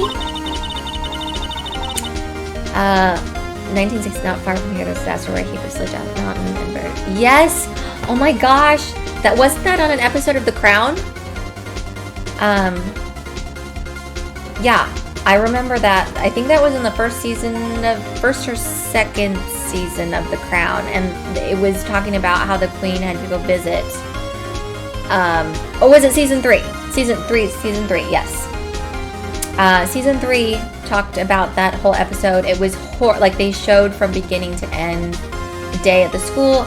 It was even worse, I feel like, and I think Sandy can correct me, but it was even worse in that episode because they showed it the day before, where the kids went home to their parents and like they were practicing because there was going to be a show, like a play type of thing, like a choir performance or something later on that day. So the kids were like singing about going to school and or practicing their singing for the play. And I think I feel like they did a really good job because I didn't know about that situation before, and they showed like the reason why that happened, and obviously the reason why was more so a backstory of just like the way economy worked at the time. Like you just dug into that hole until and they knew before that stuff was collapsing in the side of the mountain because they were digging for all that coal and they were mining so much. And they did that episode very well. I highly recommend, if you haven't watched The Crown, at least, but if you want to know about that incident, Quincy, I think they did a really, really good job of that. And just, it really, like, I don't cry. I've never cried, like hardly ever in my life. That got me like so hard. I can't do things with kids. Like I can't watch something with children in it. And I was like really hoping, I'm like, maybe they're gonna pull a kid out and they're gonna survive. Like maybe there's a kid that's gonna be alive. And no, there was not. Yes. Yeah, Amy. People are marginalized backgrounds, get into bad situations to survive. Yeah, I study that in criminology about, is it really fair? And a lot of the time, you know, even though they did something bad, like they stole something, that was kind of the only thing they could do at the time because there just isn't enough laws set up to help those people sometimes. Yeah. Huge scandal it was. But I recommend you, if nothing else from The Crown, that was a great episode because it really, and obviously we don't know what the monarchy was thinking or what the queen was thinking at the time. But yeah, I remember where I was on 9/11. Yep, that's right, today's 9/11. I remember where I was, and try not to make this sad, you guys, okay? Stop.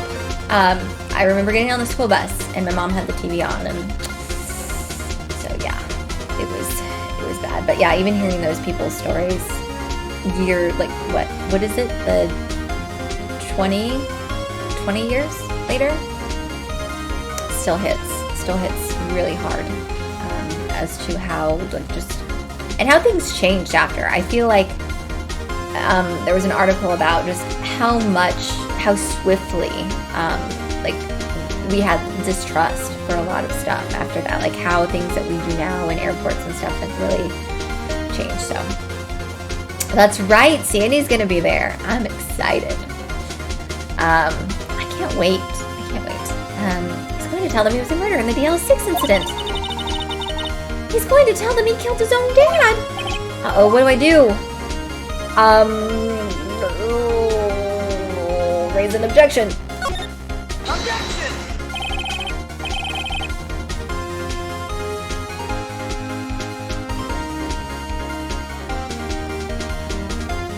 Looking forward to it.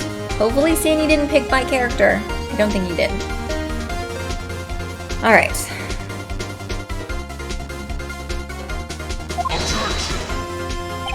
Didn't something like this happen yesterday, too? I believe a certain witness raised an objection after a guilty verdict was passed. That would be Larry. We must hear this new statement. We must hear Miles Edgeworth. He's right.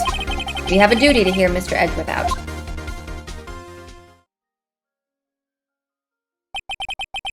For 15 years, I have had a recurring dream. A nightmare. It's only a nightmare. That's what I told myself. But now I know it wasn't a dream. Jnana Yogi wasn't the killer. You mean in the incident where your father died? In the distance of the shot, it wasn't suicide either. Everything was as clear as day. The murderer, the criminal in the DL6 incident, it was me. Your Honor, I confess my guilt. I am guilty for the DL6, the statute of limitations of which ends today. The culprit is me.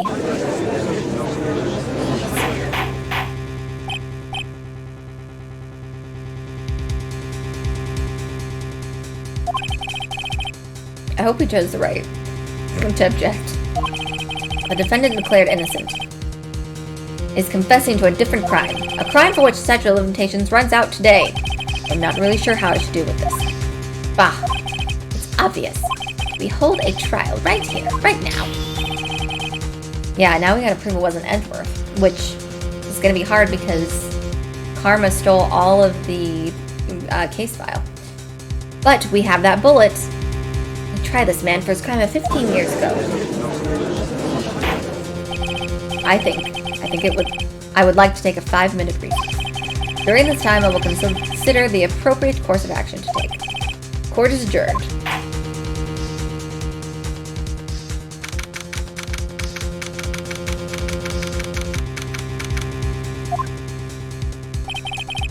I'm sorry, Wright. I've just wasted all of your effort. Mr. Edgeworth, I just don't believe it, sir. I mean, you kill your dad? I don't want to believe it myself, Detective. But it's the truth. I deserve to be punished. Murder is murder, no matter what the circumstance. This is crazy. Just crazy. Nick? What are you doing? Huh? Oh. I was just reading through the court record once more. I'm getting my case ready. Case for what? Huh? Isn't it obvious? I'm going to prove that Miles Edgeworth is innocent. What are you talking about, pal? He just admitted to it. He confessed that he did it. In court! I'm sorry, Edgeworth, but I don't believe your nightmare. What? It's just a dream. It's not real. The truth is right here in this court record. In any case, tighten your belts. The real fight is just beginning. I'll prove you're innocent. Trust me. Right. Hair. I'm thinking about cutting my hair. It's just getting too much.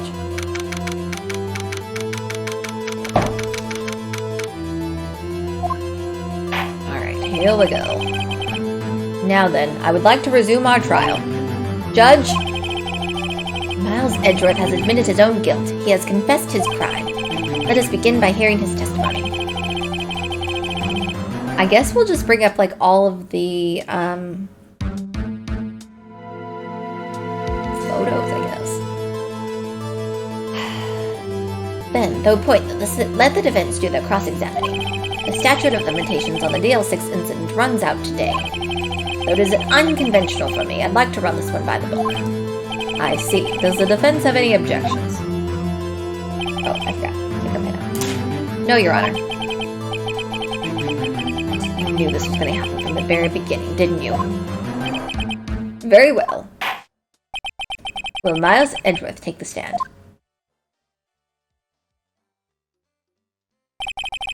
Will the witness state his name and profession?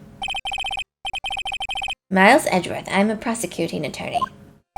Mr. Edgeworth, 15 years ago, you mistakenly killed your father, Gregory Edgeworth. Is this correct? It is correct. Then testify about this match to the court. When Edgeworth was telling me about his dream yesterday, I noticed something. One detail didn't quite fit. That will be the key, if only I can get it to work. Please, please. Bye, Dev. I'll see you tomorrow. I will be streaming tomorrow, so I will see you tomorrow. That day, I didn't read that. As we went to leave, an earthquake struck, trapping us in the elevator. My father and Mr. Yogi lost their composure and began to argue. Just then, something heavy fell at my feet. I picked it up and threw it at Mr. Yogi. I wanted him to stop fighting. A moment later, there was a single gunshot, then a scream. It was a terrible scream. I remember it to this day. That's all. Alright, here we go. Everyone say goodbye to Dev. Huh. And until now, you thought this memory was a dream? We were stuck in the elevator for 5 hours. The oxygen in the elevator ran out. And I lost my memory of the events. The same claim Mr. Yogi has made. Very well. Mr. Wright, your cross-examination, please. Yes, Your Honor. Okay, here we go. Observe my trials. As we went to leave, an earthquake struck, trapping us in the elevator. My father and Mr. Yogi lost their composure and began to argue.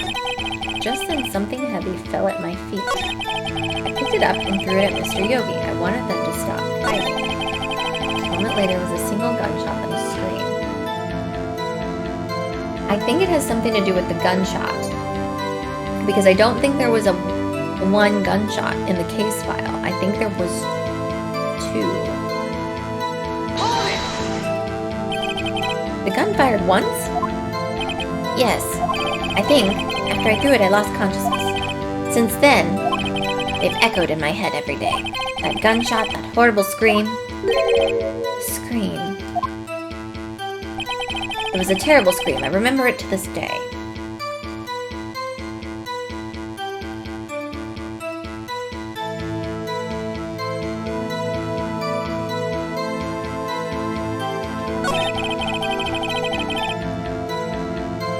Hold on here.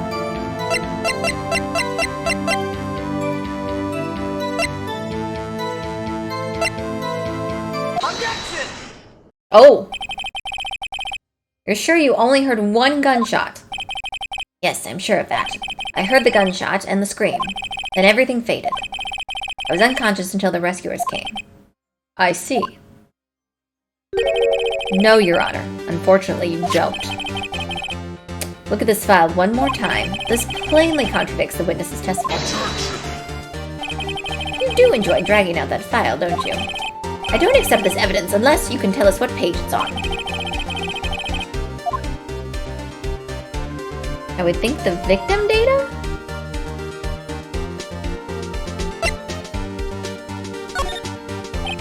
Look at the victim data in this file. Oh, yes. It says it quite plainly. The murder weapon was fired twice. Yep.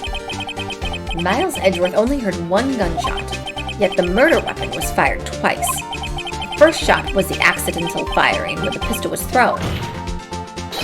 So, who fired the remaining shot?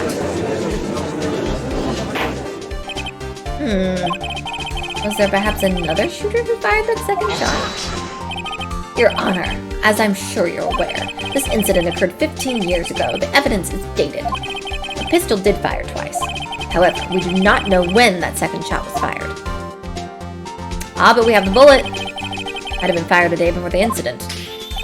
There is no proof that the second shot had anything to do with this incident. What? I see. You do have a point. Mr. Wright, the murder weapon was fired twice, as we have heard. One of those shots was fired by the defendant, a boy, at the time.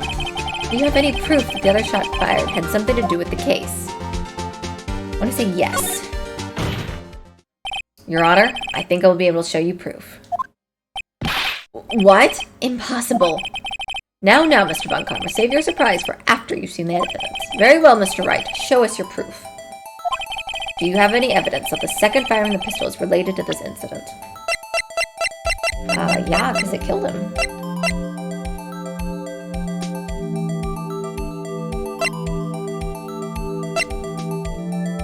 I think it's this one.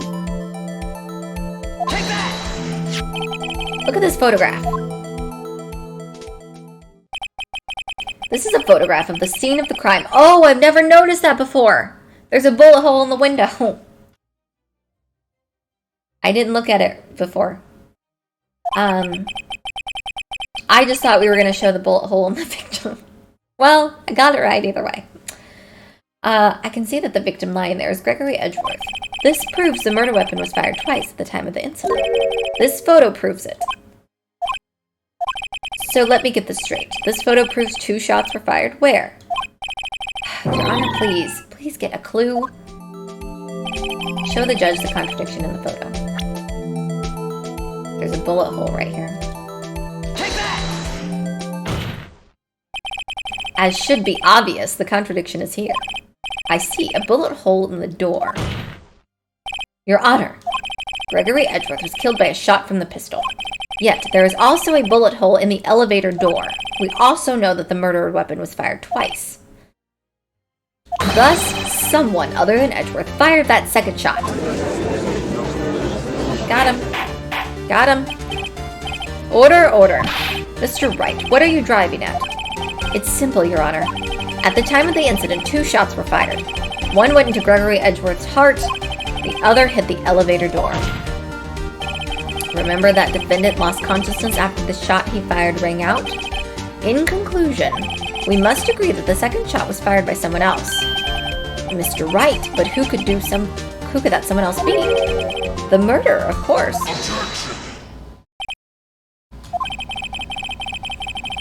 I knew I should have stepped in before your wild fantasies got out of hand.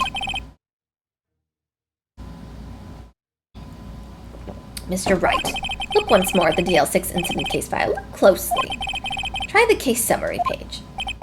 The case summary, that's on page 1. Look what is written there. Not a single clue was found on the scene. That's a lie! That's a lie! If the pistol had indeed been fired 2 times, then the other bullet would have been discovered on the scene. He does have a point. That second bullet has never been found. Why?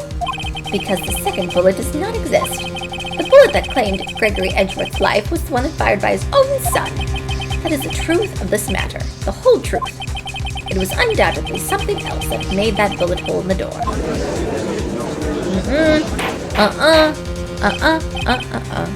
Papa. Okay.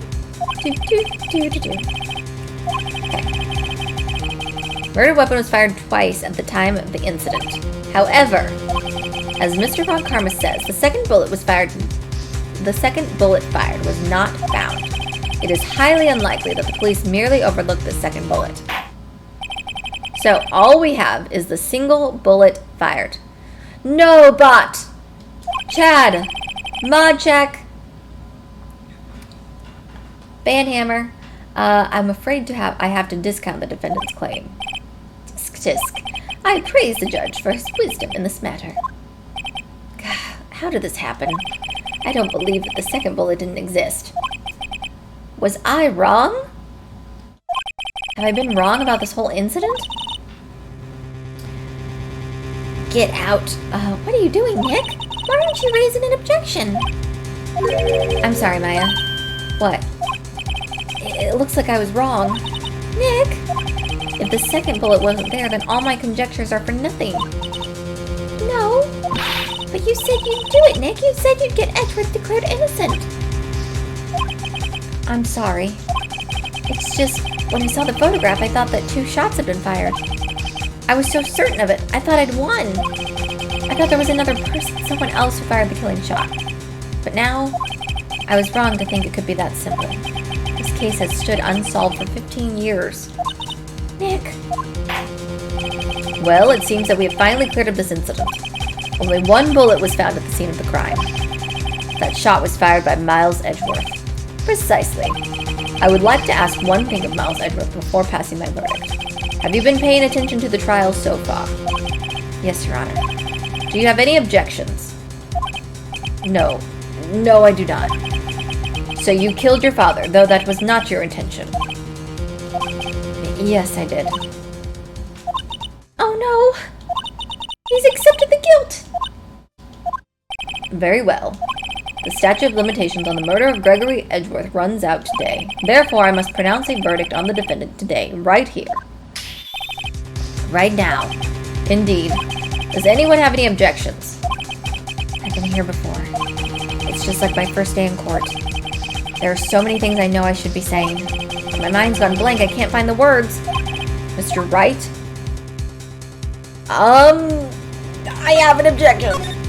Objection! I hope that was right. Your Honor, I object.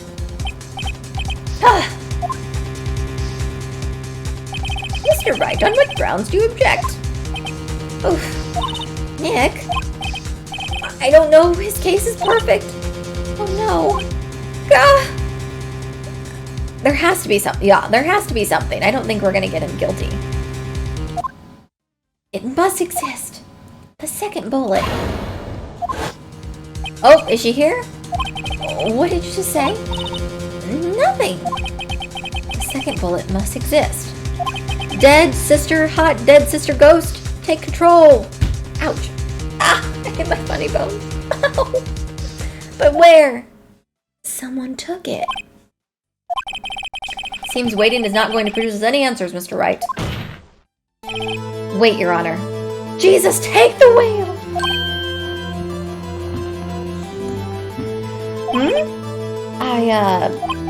The second bullet. It, existed. What? But we've just heard proof that it did not exist. I realize that, Your Honor. It's just someone took it from the scene of the crime. That's what happened. But who? The murderer. The murderer? Then tell us, just who is this murderer? I'm still thinking about that one. So the criminal took the second bullet, but why? Huh? First of all, how would they have found it? It's not easy to find a stray bullet, Mr. Wright. Was there some pressing need for the murderer to search for the bullet?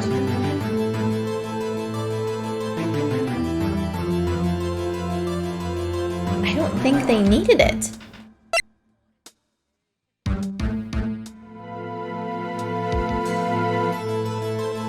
They didn't have to find it. I think it just happened.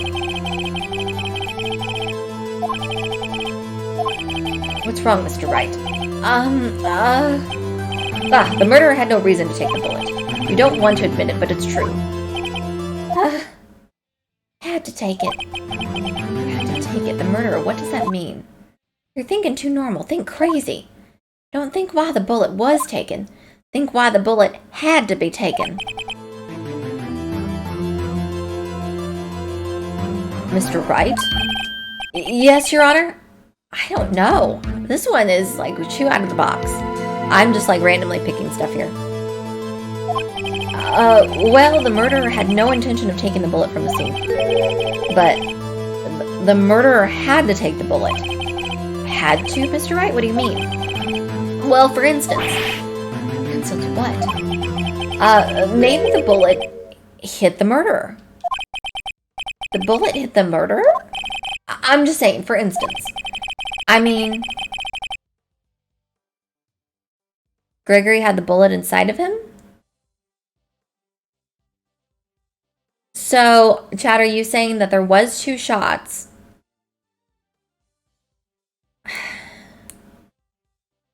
I don't know. I mean, if it hit you, you would have to take it with you, wouldn't you? Oh my goodness. It's not like you could perform surgery right there. You know? So basically we're saying that wherever the second bullet went, it was inside someone. And so obviously they didn't know they had it and they just took it. I was just taking out the top of my head. Well, what if that's really what happened? Let me get this straight. So at the time of the murderer themselves was shot and they left the second bullet inside of them?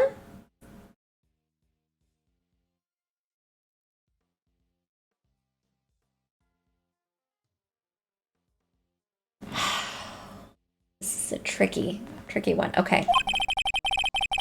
So are we saying that Gregory was the murderer? Are we saying that his dad was, like, maybe his dad was trying to shoot at the bailiff and then it came back into him as a second shot? Thus leaving only 1 bullet at the scene of the crime. I know. We're all like, huh?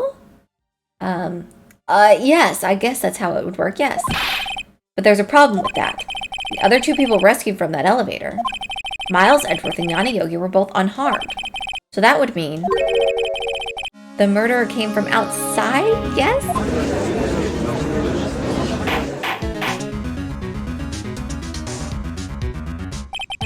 The 2 men fight inside the elevator. Trying to stop them, the boy picks up the pistol at his feet and throws it. The pistol discharges and the bullet goes through the elevator door and hits the murderer outside. The boy loses consciousness. Then the murderer opens the elevator door and sees the men inside. This is really far-fetched. There would be someone outside shooting in. Mr. Wright, you are truly the most unpredictable defense attorney I've ever known. I can tell you're grasping, yet I cannot deny the possibility of what you say. What are you saying? What are you saying? Deny it. Deny it. No one involved with the incident was wounded. There was no murderer. But there was someone who was shot. No one was wounded at the time of the incident. He's right. I can't think of anyone. Hey, Nick? Huh? I just thought of something really crazy. Crazy? Remember what Mr. Grossberg said yesterday? Gregory Edgeworth dealt a blow to his perfect trial record. Wow! Wait, are we saying it was Von Karma? It must have been quite a shock for Von Karma. He took a vacation for several months after that, you see. Yes, an unusual event for the man. That was the first and the last vacation he's taken in his many years of prosecuting. What if Von Karma didn't take that vacation because of shock, but took it because he was injured? Oh my gosh. Yes, the report said the gun was fired twice, so the ballistics would have matched. A second gun would have different ballistics. Correct.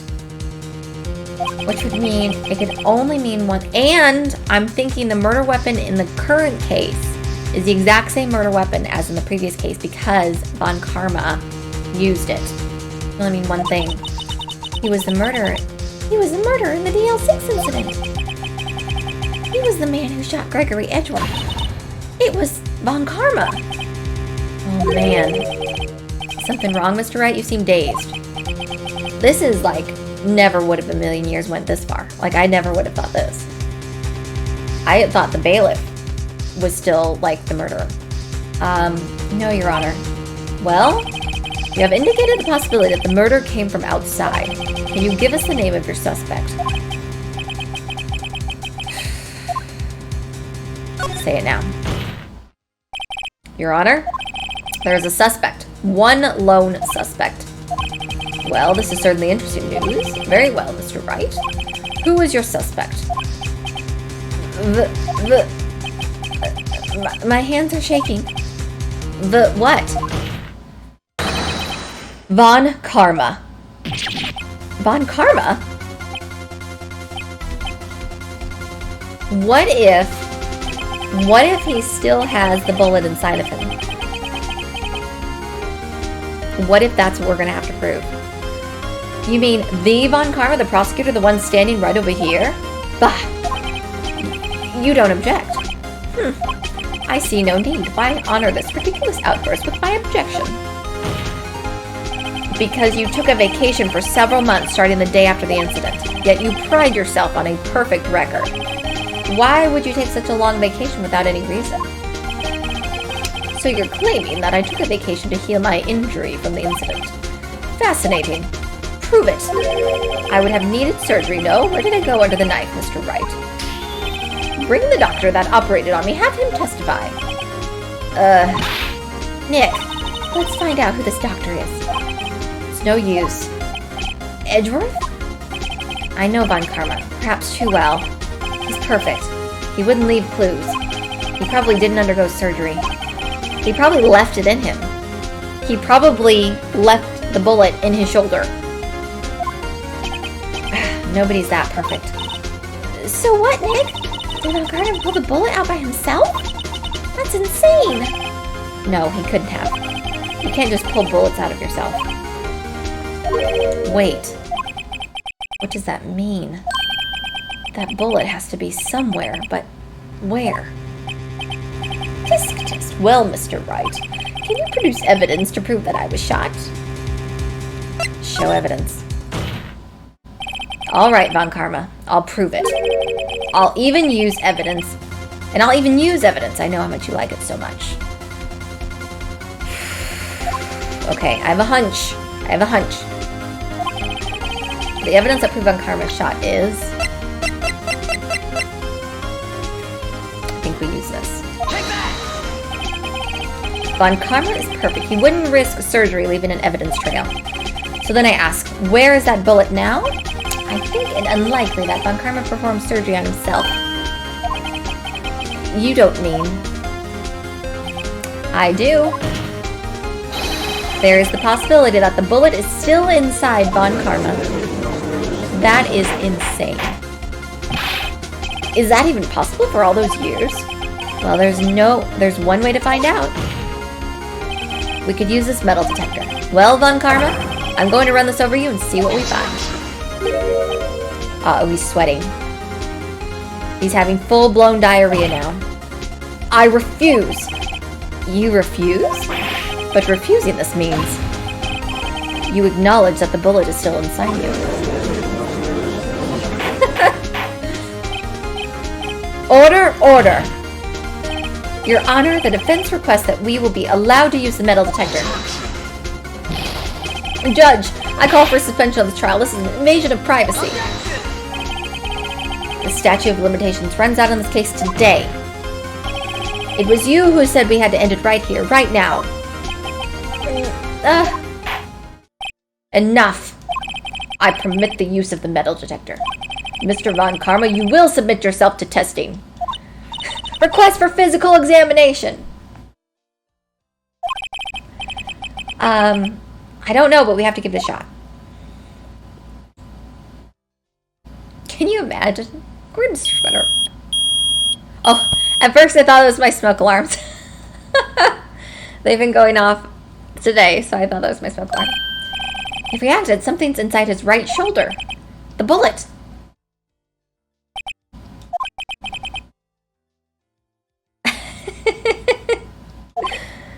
Mr. Von Karma! You! It was you! That's why he took Edgeworth under his supervision as a child, because he knew he could be friends with him and he would never suspect it. I was afraid this would happen, and so I remained silent.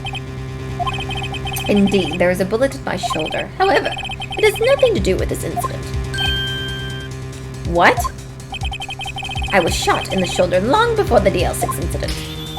I claim that the bullet in my shoulder has no relation to the DL6.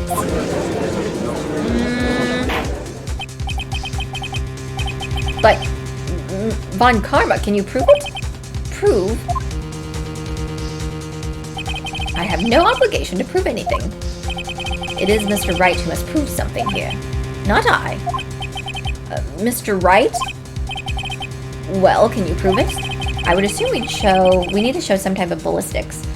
Can you prove that the bullet in Von Karma's shoulder was from DL6? Of course he can't. You don't have any of the DL6 evidence. That's because you took it out of the records room yesterday. With no proof, you cannot convict me of any crime. So sorry, Mr. Wright. No, I'm the one who's sorry, Mr. Von Karma. What? You were close. One day away from freedom. But you see, I have proof. What? Who would have thought you would dig your own grave trying to convict Edgeworth? I can link that bullet in your shoulder to the DL6 incident. And here's my final proof. I want to say it's this. We haven't used it, and I feel like we have to. Take that! Yes. That's a bullet. Where did you get that? Oh, do you hear that jam now? This is the bullet used in the DL6 incident. This was taken from the heart of the victim, Mr. Gregory Edgeworth. The bullet is preserved quite nicely with all the ballistic markings intact. Ballistic markings. This is our jam. You may recall the term. It came up in the first trial 2 days ago. We got him. He's going to open up his bowels any moment. Ballistic markings are the fingerprints of a weapon. All bullets fired from a gun are marked with that weapon's unique pattern. By examination, the markings you can tell which weapon fired the bullet. It is quite accurate. That is also forensics, you guys. We have 2 bullets in our possession. 1, the bullet removed from Gregory Edgeworth's heart. The other, Mr. Von Karma, is the bullet buried in your shoulder. We could analyze both bullets. Then, if the markings matched, we would know that both bullets had been fired from the same gun. The very same pistol. In other words, the murder weapon that killed Gregory Edgeworth. Mr. Von Karma, you will let us remove the bullet from your shoulder. Then, we'll compare the ballistic markings to those on this bullet. And solve this case once and for all. Well, Mr. Von Karma.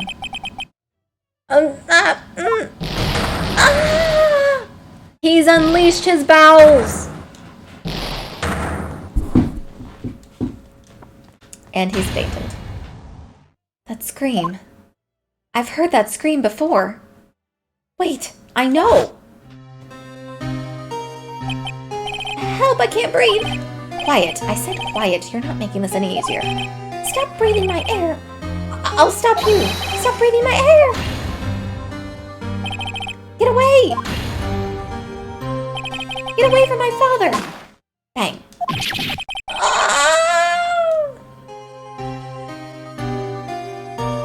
It's so ridiculous. You cannot help but love it. This isn't even the final episode. I'm sure it's gonna get crazier when we move on to episode 5. It's that scream I heard in the elevator. 15 years ago. Von Karma, it was you who screamed.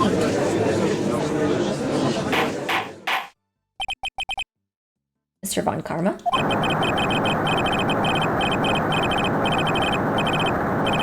Only you would defy me. So it was you. You and your father are my curse. Your father shamed me with the penalty on my record. And You left a scar on my shoulder that would never fade. I'll bury you. I'll bury you. Oh my gosh, he's gonna get him.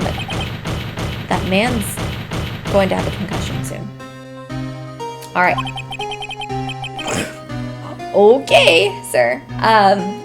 Chief Prosecutor, I'm sorry. Von Karma, it's not like you make this kind of error. I never would have thought that Edgeworth would be the one to catch you. I was careless. I'm sorry, but you will have to be penalized. I've covered you for in the past, but not for this time. Edgeworth! Squidward! Every time I hear the word Edgeworth, for some reason I think of Squidward. It was a shock like none I'd ever known. Me? Penalized? It took hours for me to regain my composure. Suddenly, I found myself in darkness. I was in the court records room. I must have wandered in there without thinking where I was going. The room was pitch black. The lights must have gone out. I went out into the hall and felt my way to the elevator. I pressed the button, but nothing happened. Then, there was a noise. I was in pain, a horrible burning pain in my shoulder. Just then, the lights came back on. The elevator door opened before my eyes. I saw 3 people inside, all lying unconscious from oxygen deprivation. Much to my surprise, a pistol lay at my feet. Zendak! Hey! I haven't seen you in a while. Have you been, buddy? Pistol lay at my feet. I knew then it was destiny. That was awfully quick for him to be able to pick up that pistol and shoot him. In his last moments, Gregory Edgeworth was still unconscious. He died, never knowing who had shot him. Later, he spoke through a medium, blaming Mr. Yogi. He was fooled. It was the perfect crime.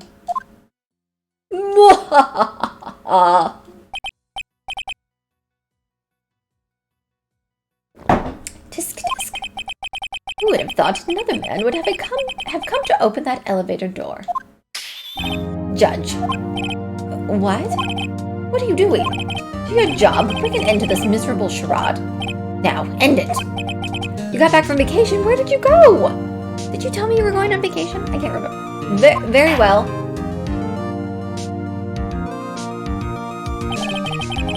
It appears that we have come to a very long way to the end of this maze. 15 years later, Mr. Miles Edgeworth. Yes, Your Honor. You were innocent. You are innocent. As you said, it was all a nightmare.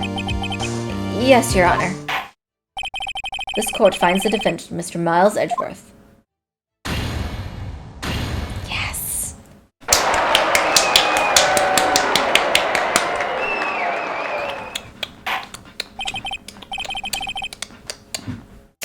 That is all. This court is adjourned.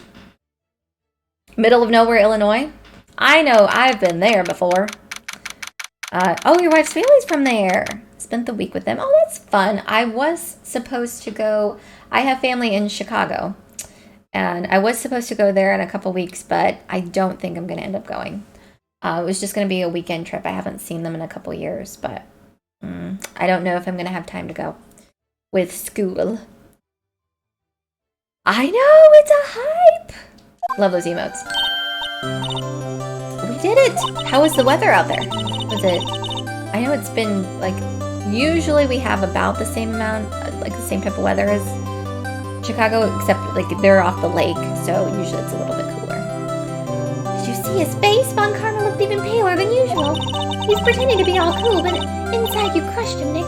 You crushed his bowels. I gotta say, I'm impressed.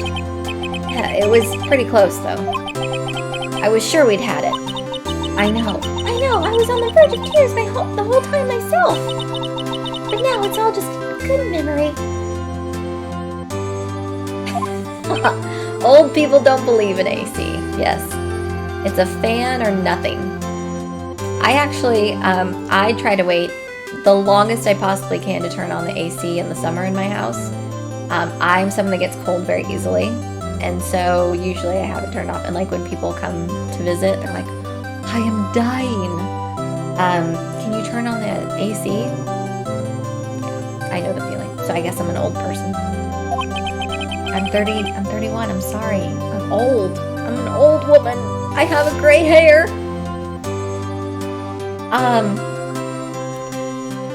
Back in my day, the wind was our AC. Old whippersnapper. Open doors, windows. Yeah, usually I open the windows because my cat likes to go out on the deck. So I usually just open the window for her, and I feel fine most of the year. It doesn't get so openly hot. I'd rather be hot than cold. It's finally over, Edgeworth. Right? Yeah. I'm not sure how to say this. I know, trying to thank you. I see. Thank you, Wright. You're welcome. I think you could have done better than that. Sorry, I'm not good at this sort of thing. You got a lot to learn, Edgeworth. She's got you there. Whoop! Oh, it's our favorite character. Amazing, pal. You pulled through just like I thought you would. I'll never forget this. I owe you, pal. And tonight, let's party. Dinner's on me. We're gonna go get some dirty burgers. Yeah, my salary went down a bit this month. But who cares? See, Mr. Edgeworth, you should take a lesson from Detective Gumshoe. That's how you say thank you. I see. Ahem. Whoop!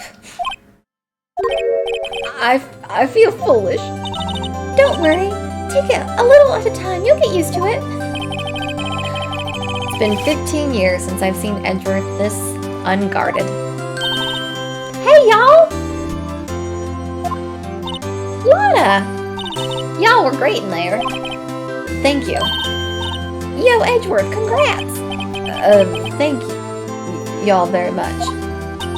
I knew you were innocent from the start, of course. Just look at you. You wouldn't stick your hand in the cookie jar even if no one was there. You were the witness on the first day of the trial, weren't you? Yeah, well, let bygones be bygones, eh? Speaking of which, what are you doing now, Lana? Who, me? Oh, I went back to college. Gave up trying to be an investigative photographer pretty quick. Really? That's too bad. You didn't get AC into your house until you were in high school? I'm not just late to the game.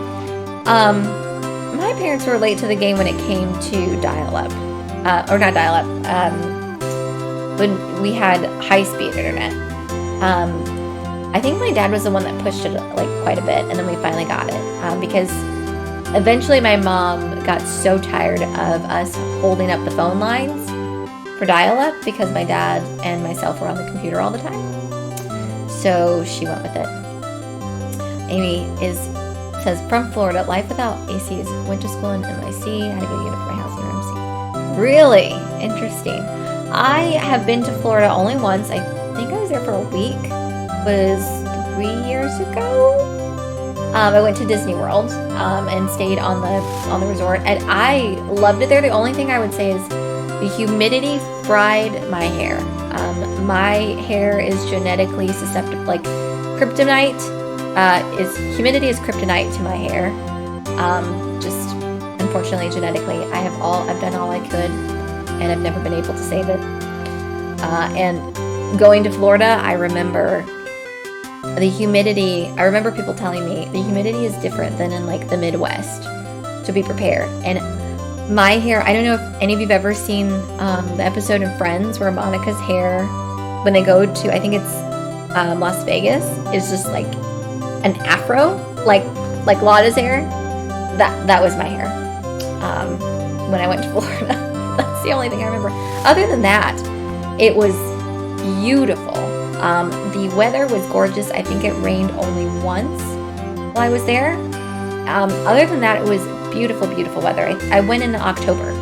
So I've never been in the summer though, so that could be why. But yeah, life without AC is weird though.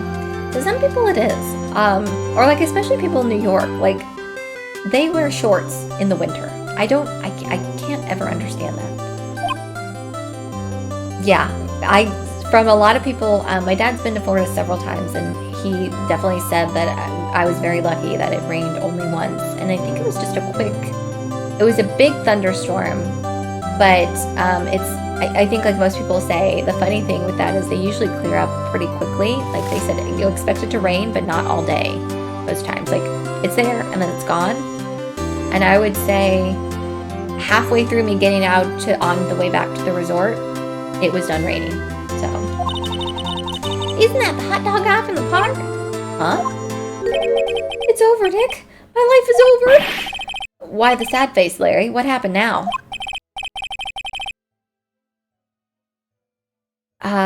I put the core rules for Cyberpunk in the Discord if you have a copy. Oh, okay, thank you, Quincy. I will read that over. We have a word for people who wear shorts in the winter. They are called weirdos. Yes, they are. I agree. Oh, Nick. I'm not long for this world. You don't look sick. It's Kianse. She's going to live in Paris. Paris, Nick. She's leaving me behind. Should have seen that coming. It would get into the 40s in New York and locals. Yeah, I have heard that. I've never been to New York before. I go back and forth on whether I've ever wanted to go. I hear like good things, like you should at least go once in your life to experience it. But then on the other end, I'm like, I don't like people. I don't like that many people around me. Like it takes a lot for me to go out in Chicago because there's so many people in the city. I get anxiety. But I think I would go to New York once in my life. I really would like to travel to every state. Yes, here I am. Congratulations, Edgy. Here, a little gift from me in celebration. Celebration? That's unusual for you. Harry Butts, you come along tonight too, my treat pal. I wonder if Harry really stole the lunch money. Thanks, looking forward to it. Yo, Nick. That's the suit that questioned me. When he says treat, that's not police talk for prison, right? I think you'll be fine, Larry. Right? Yeah? That envelope that Larry gave me. It's got money in it. Well, yeah, that's not that strange. People give money away to celebrate sometimes. It's $38. Huh? What a weird amount. I mean, it's not a little, but it's not a lot either. $38 exactly? Nick! Wasn't that exactly the amount of lunch money that was stolen from Mr. Edgeworth in school? 38? No. No! Larry, it was you? What are you so surprised about, Wright? Huh? Larry was absent that day from school, right? That doesn't automatically rule him out as a suspect. What? Back to that day 15 years ago. Larry took the day off, but he was bored, so he came to school anyway. Then he saw the money lying there, and the rest is history. Go in spring or fall, it's gorgeous. Oh, yes. Okay, I will keep that in mind. Go to New York at least once, but there are so many. Yeah. What's one place, if you guys had money to go anywhere and travel, what's one place you've always wanted to go but never been able to go? Mine is, I would love to go to, well, I'm probably going to go, I'm going next year, but it's been a dream up to this point. I've wanted to go to Japan and do all the, do tours of all the temples and the shrines. I'm very, very into that. I'm very much an architect geek. So I would love to go there and hopefully get a tour of all those. And then I've always wanted to go to Australia. I almost got to go there as well, but I've always wanted to go to Australia. I've heard it's a very fascinating place. So those are my top two places. I was never good at history. Edgeworth. You didn't know, did you? I suspected. I just couldn't picture Larry protecting you like he did that day. Everyone else was saying you did it. The whole class was against you, remember? Yeah, too well. Right, you may not know this, but we used to have a saying back at school. When something smells, it's usually the butts. I know. Really, Wright. I'm surprised you didn't figure it out. Japan. Yes, I would love, even though I think I'm staying a little bit outside of Tokyo. I'm going in July next year for my birthday. And I would love to see the countryside, though. I'm thinking maybe like getting someone to take me on a tour or something of, I want to photograph as many shrines and temples as I can while I'm there. I'm planning on staying there about a week. Zentek, I want to go to Australia, but on the other hand, I don't want to get eaten by a bug. Ooh, Egypt would be so cool. I was always fascinated with anything Egyptian. Back when I was a kid, I would watch all these mummy uncovered shows and people discovering tombs and everything. I was so fascinated by it. Italy would be fun. That is the birthplace of my people. So that would be fun to go to and enjoy all the delicious food. I'm a pasta fan at heart, so that would be really nice. Well, this sure is an unexpected turn of events. Edgeworth. You should have told me. Now, Nick, that was 15 years ago.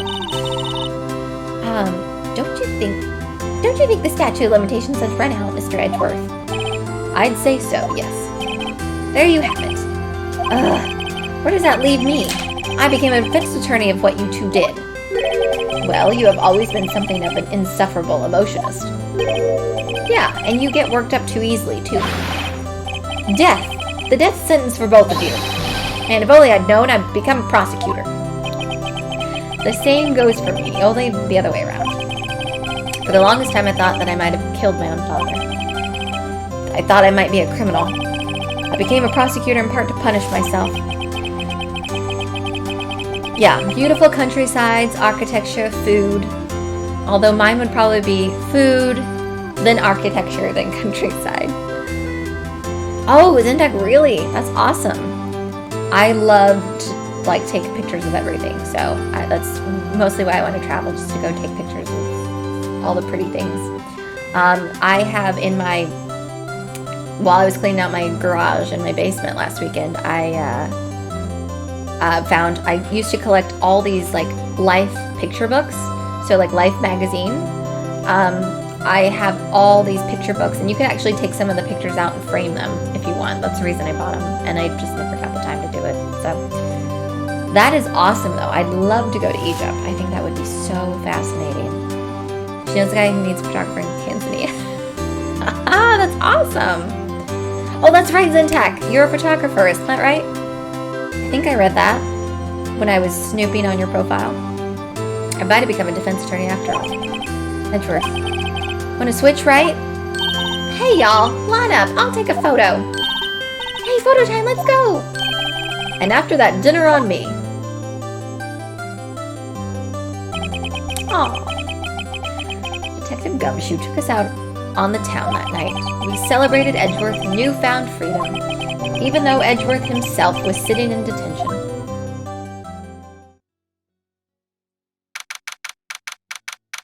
You do photography, not full-time. Ugh. I love photography.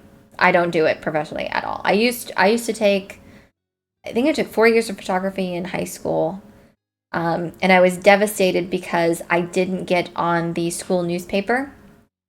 I interviewed, but it was a really who's who that the teacher liked for the newspaper, so I didn't get on, even though I had some really good pictures.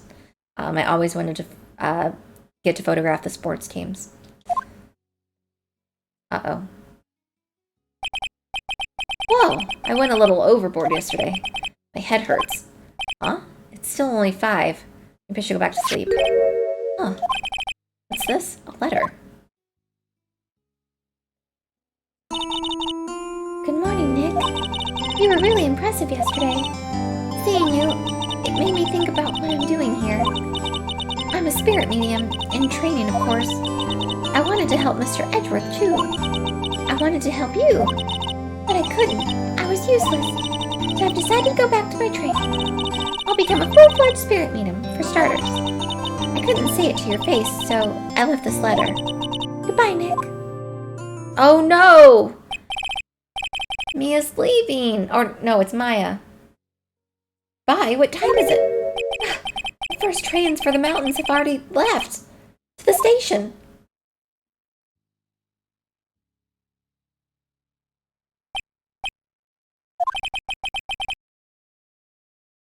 Yeah, I think it would be cool to get into. I think it's so fascinating. If you've ever watched any of you ever seen the movie, is it The Life of Walter Smitty or something? I think it has, oh my God, he's my favorite. Someone's gonna be like, oh, duh, it's this person. He's a famous comedian. Not Will Ferrell. Oh God. His dad's famous too. Ben Stiller. Ben Stiller. Thank you, Amy. I'm like, someone has to know who I'm talking about. It has Ben Stiller in it. Love that movie. I actually recommended that movie to my dad, and he didn't think he would like it. Loved it. It's basically Ben Stiller plays a not a photographer for the Times, but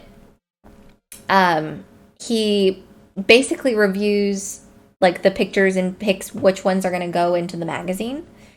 And basically stuff happens, there's layoffs, things happen in there, and he kind of goes on this adventure and kind of gets to live his dream.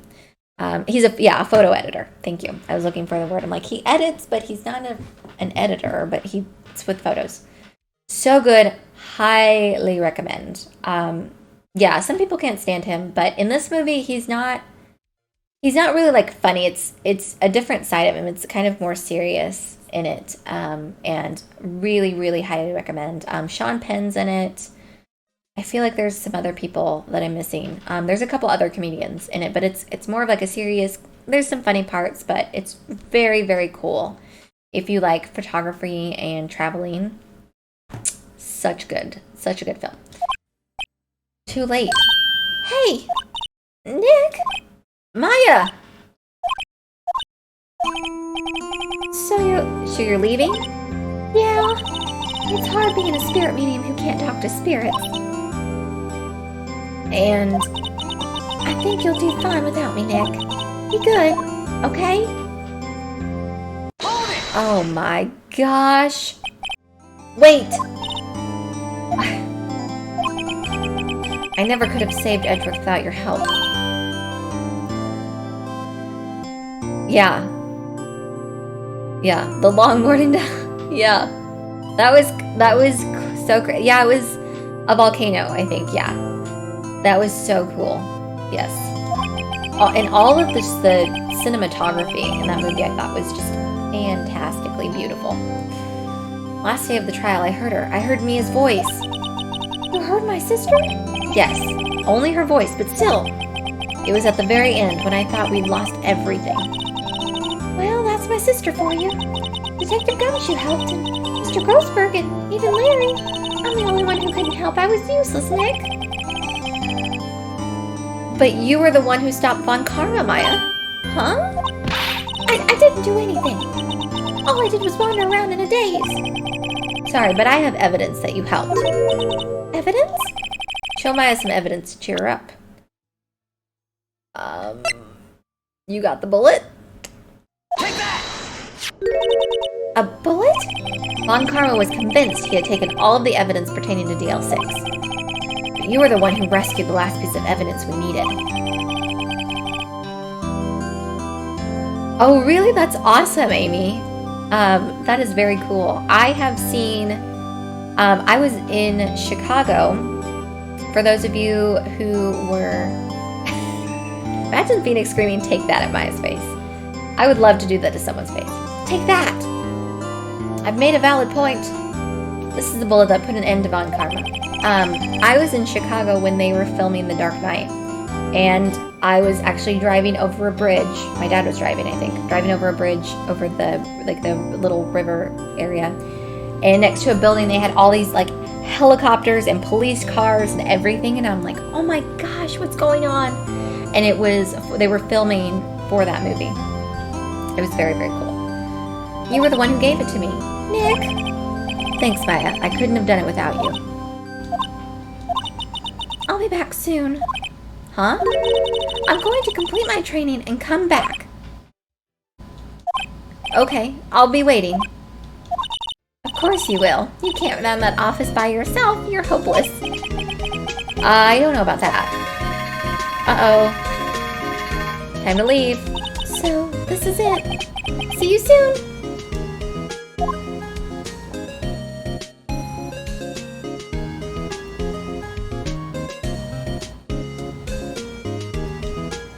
Thanks, Nick.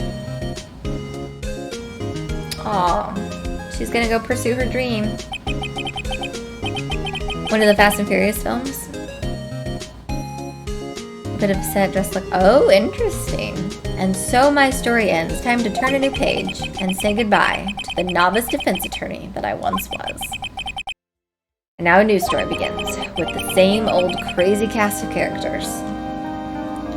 They had sport police cars and stuff racing up and down the road, and they put up. Interesting, Mr. Wright. Perhaps you'd like to retake that claim. Yes, Your Honor. Objection! Oh, really? Wait, was this the last episode? Oh, I didn't know it was the last episode. Wow. Talk about a pleasant surprise. Detective Gumshoe! Was it, like, did you get to see a lot, Chad? I didn't like Spider-Man 3. But interesting. I thought there was 5 episodes. Alright, well, we will get to start the next new game tomorrow. Very cool. He's been working at a cheese shop. That Missy's a nice lady, but she's not exactly what you call a cheap date. Oh, she's in Hawaii right now. He's always dating models. He's always like, they're gonna love me forever.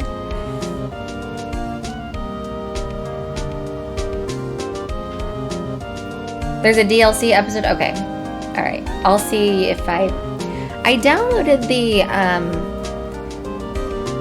there were 5 when they re-released. Okay.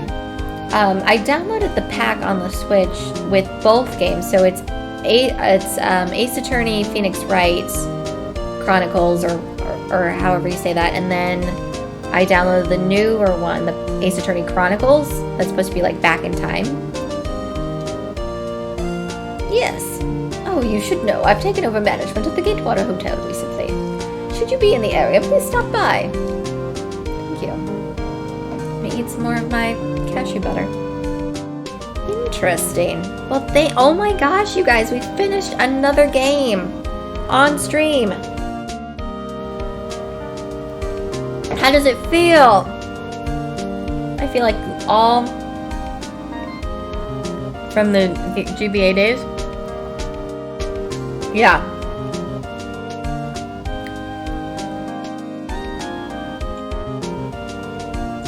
Music, loved it.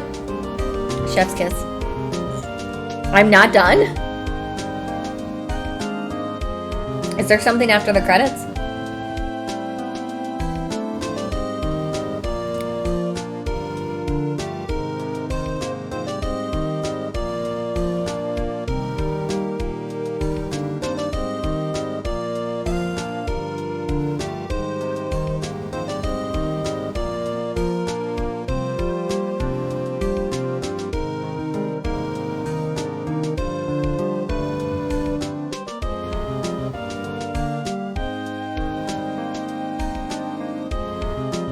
Okay. That's so cool, Chad. I didn't know that. Or because the crowd was all real people walking, I recognized it when the movie aired. Cool. I'll have to watch that scene again. Were you in the camera? I don't think you probably weren't in the camera shot, but you just saw it.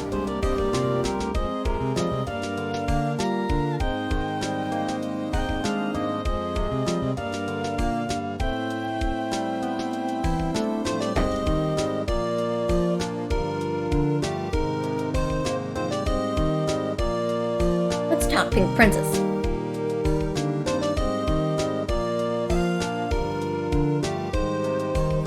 One inside the Pink Princess suit.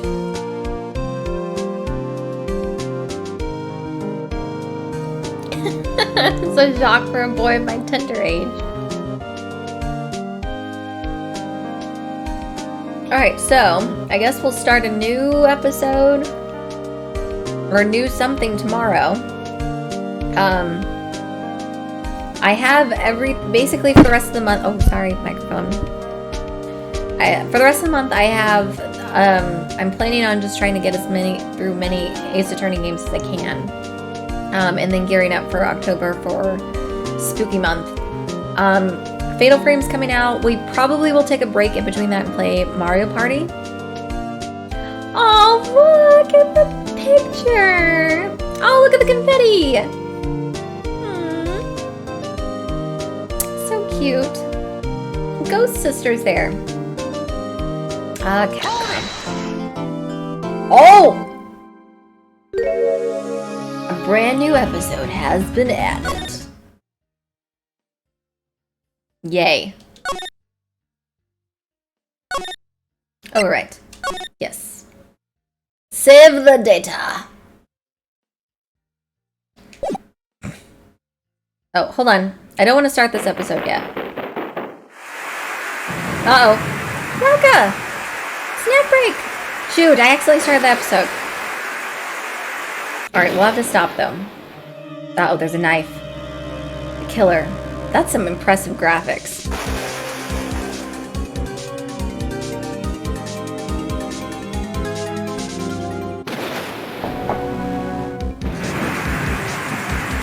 What is happening?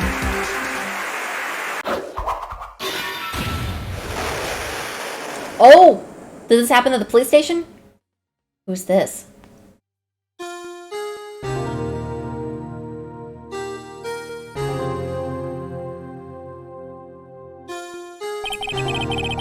It's been 2 months since Maya left the office. 2 months without a single trial. I've had offers, but none I took. That is until the day that girl showed up. Oh yeah, these games are fantastic. I did not realize what I was missing when I didn't play these games.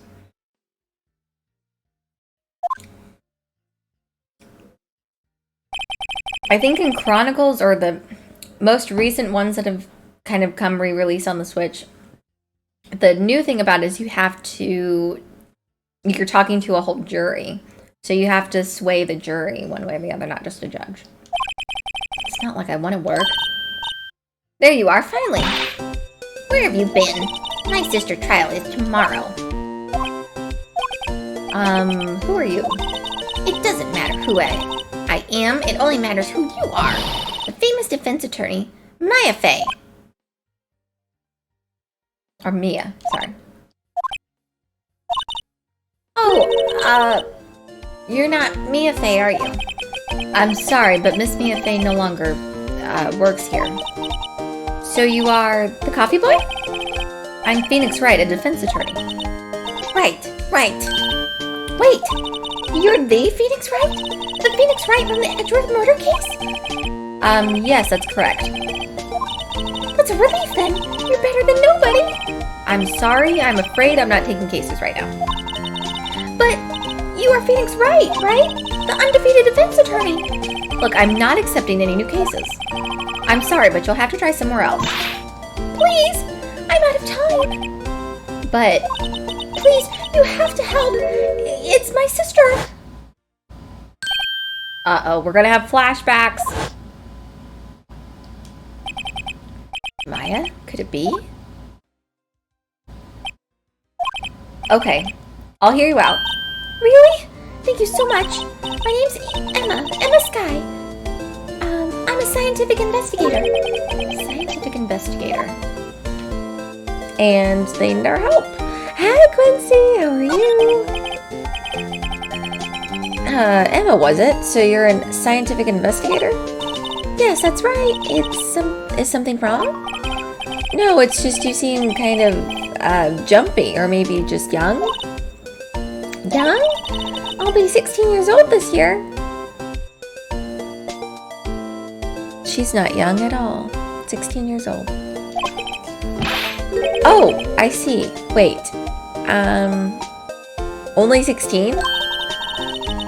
I'm set to be formally assigned to forensics in 3 more years. My work is becoming quite well known. At my age, no less. They're getting younger and younger, Quincy. I can't with her saying, I'm not young at all. I'm an old woman. So what exactly is your current position then?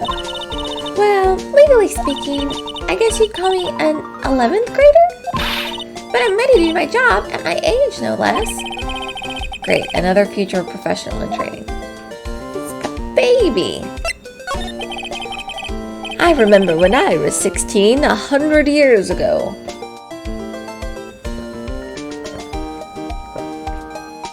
Yeah, Quincy, I would agree. You're still a baby.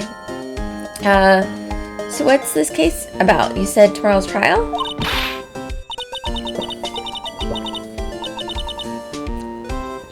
Sorry, I gotta get in some water. My sister didn't do it. She wouldn't stab someone with a knife. She wouldn't. So it's a murder case. I don't care if there's a witness who saw her do it. She didn't do it. I know she didn't do it. It's a scientific fact. And there's a witness? You just talk to her. You have to talk to her. Right, I suppose I will. I promised her I'd bring her Mia Fey, but it's interesting.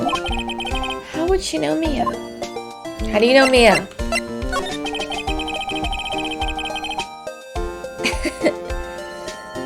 Yeah, when you're like 3 years away from 30, then you can start being in the sense of I'm not young, but I'm not old.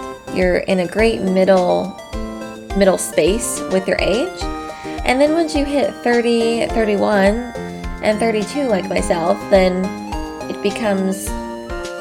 I think there was someone who put out something the other day of the parents in the Rugrats.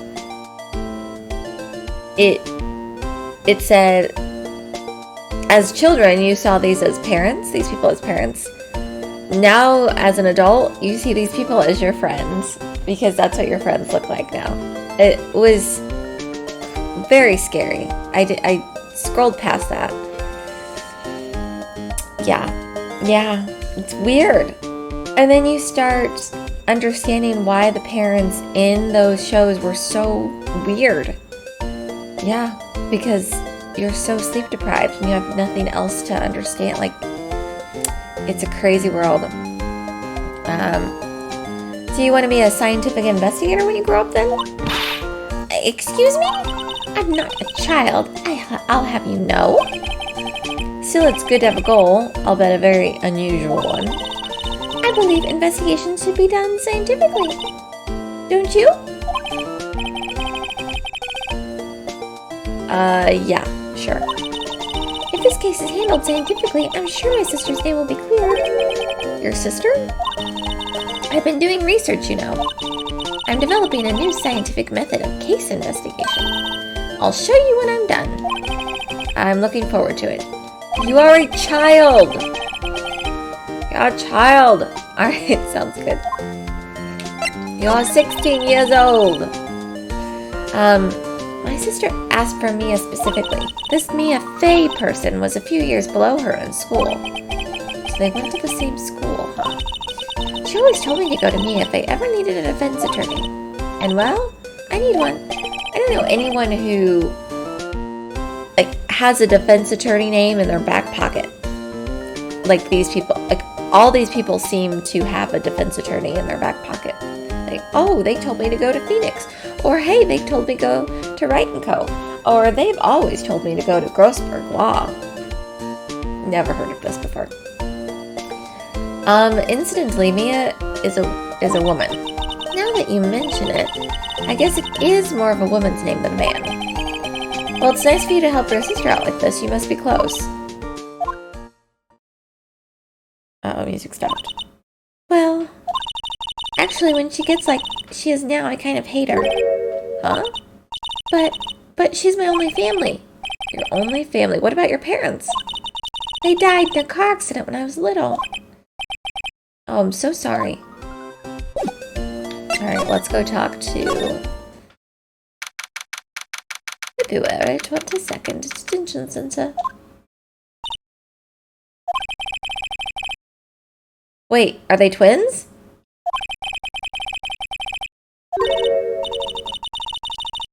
Guard, I thought I told you didn't want visitors. Sorry, madam. It's just your sister. No excuses. Or did you not want a raise this year? Understood, ma'am. What was that all about? Hi, Lana. Funny. I seem to remember specifically telling you not to come here. Perhaps my memory is failing. Look, I didn't want to come here either, okay? But your trial's tomorrow and you still don't have a defense attorney. I'll be the one in the courtroom tomorrow. This has nothing to do with you, Emma. Isn't that right, Mr. Wright? Hey, how do you know me? Mia mentioned you. I've heard quite a bit. I'm sorry, what exactly is it that you do? My name is Lana Sky. I'm chief prosecutor for this district. You're a prosecutor? Well, of course, don't you see her badges? 2 sisters, 1 a lawyer. Could this be a coincidence? Emma, Lana. I mean, they're just like... Is something wrong, Mr. Wright? I assume that Lana's going to become our new assistant for this, just for this game, this episode. There's something you should know from the start, which is the suspect in this case has confessed to the crime. Huh? Wait, but the suspect is... Me. I did it. Well, Mr. Wright. Well, why don't you begin by telling me exactly what happened? The crime took place yesterday, February 21st at 5:15 p.m. That's quite specific. It was in the witness's deposition. A witness clearly saw me committing the crime. My, that was a bit bad luck, wasn't it? The crime took place in the underground parking lot at the prosecutor's office. The body was found in the trunk of my subordinate's car. The prosecutor's office, huh? In your subordinate's trunk. Classy. I was arrested on the spot, caught red-handed, as it were. Well, that's just great. Alright, what about the victim? Oh my goodness. An investigator with the police department. I suppose the correct term is detective. Uh-oh. What detective? A detective? Death was due to a loss of blood. He was stabbed once in the stomach. By you? Death wasn't immediate, but the wound was fatal. I see. Allow me to repeat myself, Mr. Wright. The victim was a detective. You know what that means, don't you? Uh-oh. What, Mr. Wright? What does it mean? Well, it means the police department will consider it a matter of pride to have found me guilty. They will use any means at their disposal to do so. This case gets worse and worse with everything I learn. Alright, what about Lana? So you're the chief prosecutor? Yes, that's correct. I am responsible for overseeing every trial handled by prosecutors in this district. I make sure the prosecutors have what they need to do the job and manage every aspect. Those are my responsibilities in a nutshell. That's an awfully large nutshell. Still, I'm a little surprised. I would think you'd recognize the district's chief prosecutor, Mr. Wright. Huh? In fact, it seems impossible you wouldn't. Lana? What happened to your hand? Oh, this? I cut myself by accident when I stabbed him, that is. Huh?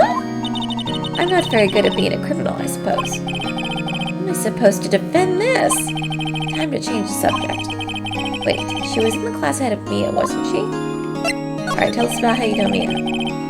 You were in school with Mia, correct? A few years above her? Emma told you that too, did she? Oh, well, why not? I did drag him all the way here from this office. Although it seems he has very little in common with me. It was in law school. I was in my 3rd year, and she was auditing the class. She was different than the other students. Different? She was strong. She'd do anything to become a defense lawyer. Anything. That was probably why she was attracted to me. Excuse me? Oh, we're gonna go there today? Intellectually attracted, Lana was top of her class, in school. I was the best there was. Oh. I'm I'm doing pretty good in school too, by the way. Sounds a bit different when Emma says it. Well, Mr. Wright. Excuse me? As you can plainly see, I'm admitting my guilt. I think it's safe to say there's no way you can take this case. None. But Lana! Why? Why are you doing this to me? You never think of anyone but yourself. I know you didn't do it, Lana. I know. So how can you say you did? If I lose you, I'll be all alone. I hate you, Lana. Mr. Wright. Yes, I believe our discussion here is ended. The rest, I leave to you. You mean you're requesting my services as your defense? Don't lose any sleep over it. Your client has confessed after all. The case is over. Right, I'll do what I can to get to the bottom of this.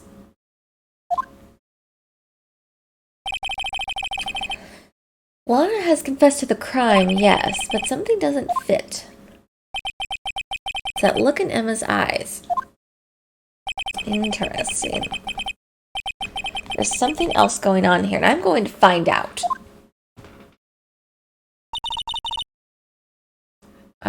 Something smells.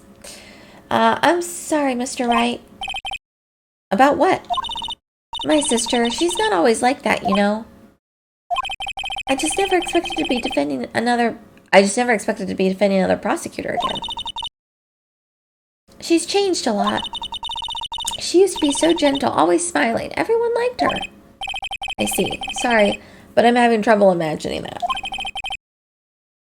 What happened to her? I don't know for certain myself. I think maybe she... Well, maybe not. Sounds like there's something there that defies a simple scientific explanation. Let's go check out this underground parking and prosecutor's office, shall we? Okay. Alright.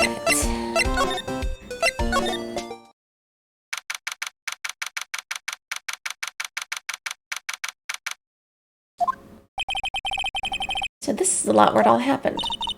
Looks like they're still investigating. I want some glasses like those. Funny that my first visit to the prosecutor's office should be like this. Hey everyone, keep up the good work! Hey, what are you thinking? Well, they are going to be my co-workers 3 years from now, after all. No harm in saying hello. Actually, there is. You know, attorneys aren't supposed to examine crime scenes. I'm trying not to stand out too much here. See? Hey there! You expect to go unnoticed there, partner? Partner? Who is this man? What do we have here? Looks like a bambina got loose from the ranch and is up to no good. Folks gotta learn to keep them doggies tied down, partner. Mr. Marshall! Oh my goodness, this man is about to cut his face off. Marshall looks more like a sheriff to me. Looky here, Bambina. I know how you feel. But this is my gang's gold strike, see? Strike? This is our claim, our territory, with a motherload of evidence. If you're fixing to mess with what's ours, you'll regret it, partner. You know what dreams the cacti out in the desert dream. You want to? What's this guy talking about? What is he drinking? You head along home now. Happy trails, Bambina.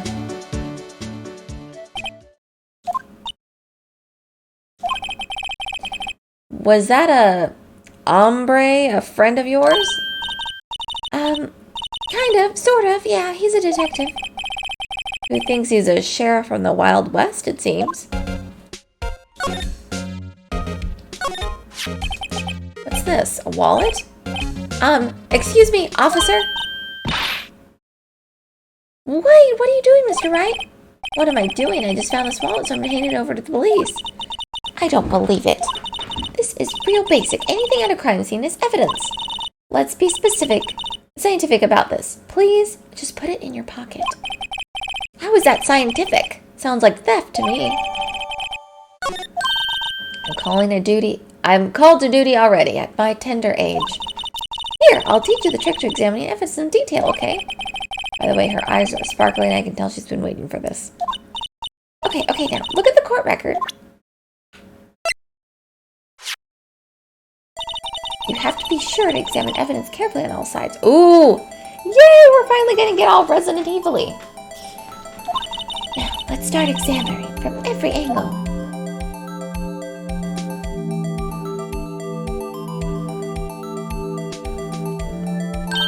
Oh, look! I think there might be a clue here. You should check it out with the press of the A button.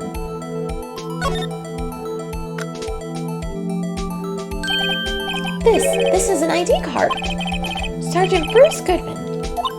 See? Well, isn't it scientific investigation useful? I guess, though I don't see what science has to do with it. Goodman's ID added to the court record. Let's be sure to examine every piece of evidence we find.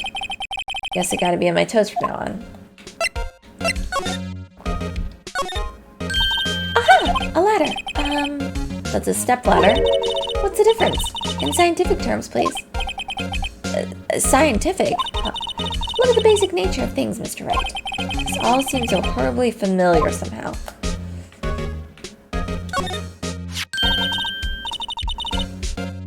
Let's see if this phone works.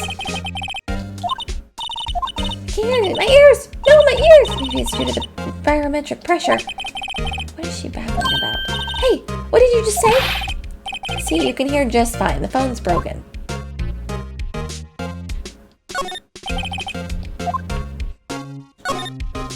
Look, a door! This must mean something. I'm not sure the doors mean anything.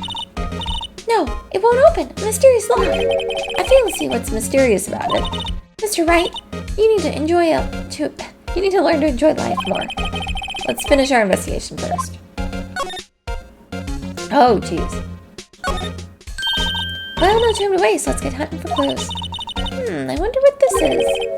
Well, partner, looks like you got no intention of going home quietly. Where does he keep that knife? Like I said before, this here's our claim. You'd best be moseying along, unless you're fixing to bite the bullet. Scary. Could you just tell us one thing? Who owns that car? Well, the little filly's got a good nose on her. You want to know who rides that red Mustang with the body in her saddle? Please? No problem, partner. About time for victuals anyway. Get yourself to the saloon up on the 12th floor of the prospector's office. Might just find a cerveza you like. This is crazy. Where's this guy think he is? Note to self, look up victuals, saloon, and cerveza. Maybe we should check out room 1202, the High Prosecutor's office.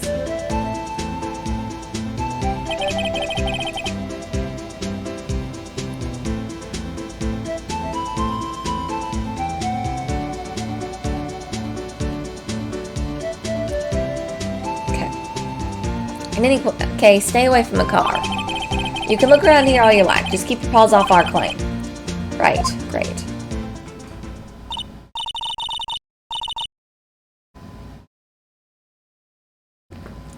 Maybe there are some clues around here, Mr. Wright. Let's check it out. Excuse me. Were you two all set? Us? Whoa! Those are beautiful hats, ma'am. You're selling lunches? Here? This is a crime scene. Hello, half and half, was it? Oh, thanks. And you, sir? Yes? Some crunchy goodness coming at you. Thanks. Interesting way of doing business. This area is off limits to anyone without clearance, especially passerbys. Or are you officers? No, but you don't exactly look like the type to have clearance. Well, that's hardly a way to greet someone. Even if my days as the cough-up queen are over. Cough-up, huh? You know, I'm feeling kind of full. Maybe I'll pass on lunch. I'm quite connected to the case, you see. The images are burned into my eyes. Oh, she must be the witness. You might say, yes, I hold also those sordid secrets. secrets? Dear me, you are a slow one, aren't you? I'm referring to the murder, the stabbing of that detective. What? A witness clearly saw me committing the crime. You mean you're the witness my sister was talking about? Please, cough up, Queen, tell us what happened. The name is Angel Star. Don't you go forgetting it. Oh, before you know it, I'll have you whimpering at my heels. Oh my goodness. Yes, ma'am. Alright, I guess we'll talk to her. The case. Somehow I knew. Yesterday was a day of destiny. I knew something was going to happen. Just like I know that the daily special on Friday every week is salmon. Destiny? Was yesterday's special for some reason? You're a defense attorney, Wright. You should know then. You should know the foul misdeeds of the evil ones who haunt this den of iniquity. I am now going to be calling parking garages the den of iniquities. That sounds good. Evil ones? Ouch. Prosecutors, they have no qualms at all about blackening the name of innocence. And yesterday they paid homage to the most evil one of all. They gave an award for King of Prosecutors. What a farce. So she's saying there was some sort of prosecutors' convention yesterday. I was almost compelled to lace the lunches with something foul. Do you have a personal grievance against prosecutors or something? Or is there some kind of scientific evidence of this, evil? Young miss, mock me at your own risk. You'll soon find out why they call me the cough-up queen. That's such a weird name. Ew! The most heinous of all the evil ones, the one they awarded yesterday, it was in his car that they found the body. Proof that he devours the evilest lunches of all. Really? Really what? I'm totally confused. One thing's clear, this lunch lady has a thing against prosecutors. Alright, what happened? So what exactly was it that you witnessed, Miss Starr? It was a fascinating spectacle, to be sure. I now feel I know what they say when they talk about a woman's wrath. To see Lana Skye wield that knife so... Her knife flashed in anger, bringing him to a sad end. It was truly a sight to see. You mean you saw the very moment of the crime? The sound of his silvery ties to this world being cruelly cut still rings in my ears, and the rhythmic beat of Lana Skye's knife. Wait a second, you know Lana Skye? Of course, it's quite a feat becoming chief prosecutor. Stop giving us food. How many lunchboxes of sin did she pack to make that journey, I wonder? She always travels light. Now, why would this pretty lunch lady know the chief prosecutor's name? Can we ask you a bit about yourself, Miss Starr? I come here every day to sell lunches. I import only the freshest and best from the Far East. For some reason, the box lunches here are a hit. Why not make the lunches here rather than import them? Did you say something? No. Only true connoisseurs can understand. The kind you can only tell someone who has tried General Tso's Trilobite lunch set. Never mind, you win. I don't even want to appreciate part of a Trilobite's flavor. Anyway, I come here every day to sell lunches. My boyfriend works in the security room here at the prosecutor's office. Your boyfriend? The security room over there. The glass-walled booth. I sell my lunches, and since I'm here anyway, I drop in to see him. Since you're here anyway, I guess selling lunches is more important than romance. So to scientifically analyze the data available so far, you, Miss Starr, are a lunch vendor with an ulterior motive for coming here. Useful analysis. Alright. Did you have a bad experience with the prosecutor, Miss Starr? I sense some hostility. Hostility? Huh, perhaps. Prosecutors are alike, and the bigger they get, the worse they smell. Kind of like 10-day-old clams in chowder. If Miss Starr was involved in some sort of legal trouble in the past. That'd be a sure cause of food poisoning, scientifically speaking, of course. I mean, now you're talking, Cough Up Queen. I thought she was just a lunch fitter, but now I'm not so sure. Alright. Let's tell her who we are.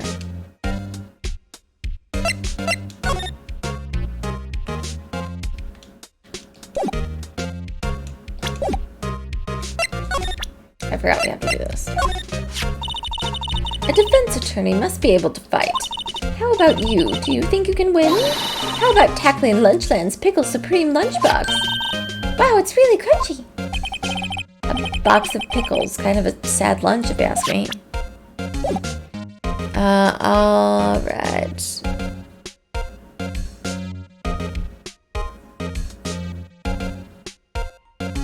I guess we're done.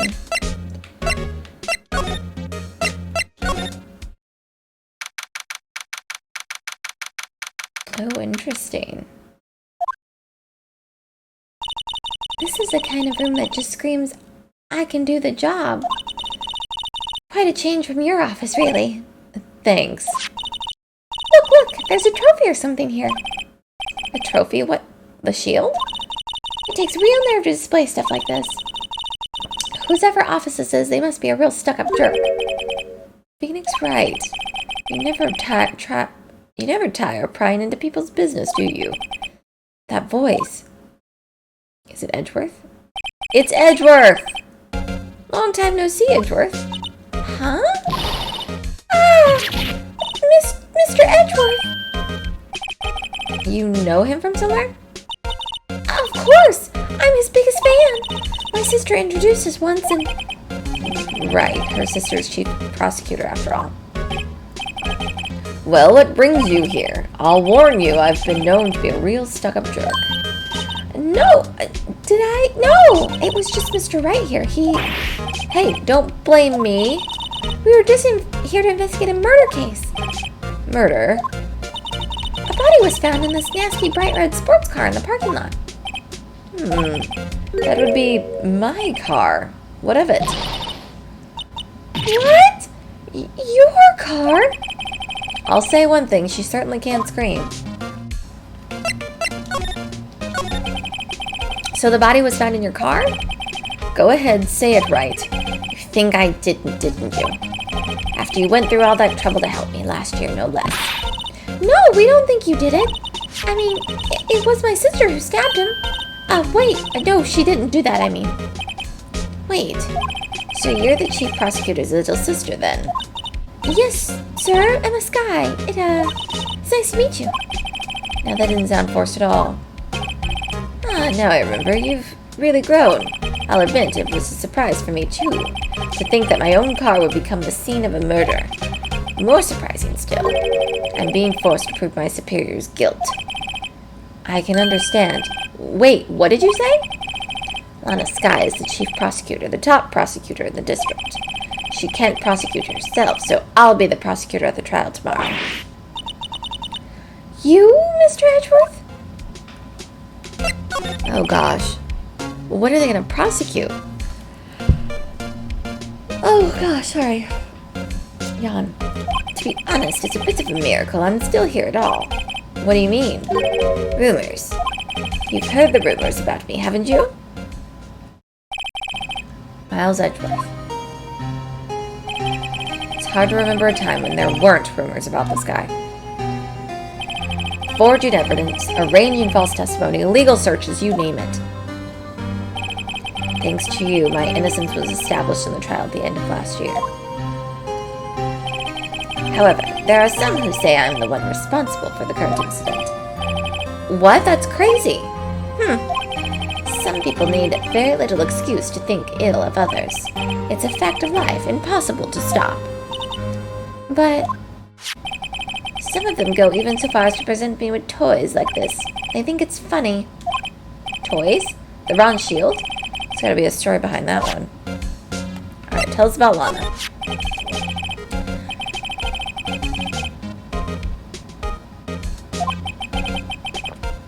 It was my first big case.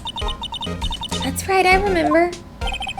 2 years ago, I wasn't even a lawyer yet. Since then, I always felt that she was looking out for me. It appears I was mistaken.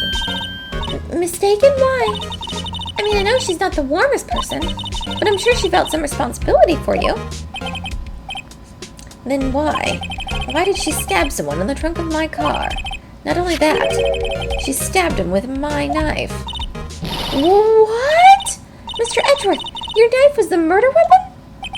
To be specific, it was the knife I keep in the toolbox in the trunk of my car. Does anyone else keep knives in their cars? Maybe I should start doing that as well. Edgeworth? What? Are you sure you didn't do it?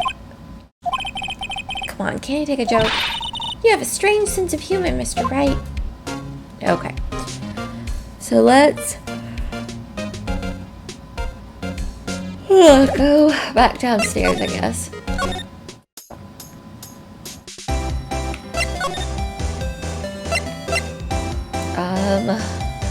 Oh gosh.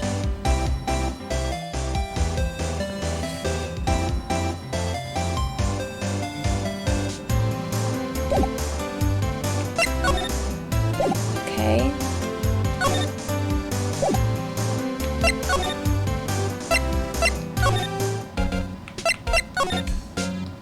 Okay, we talked to him.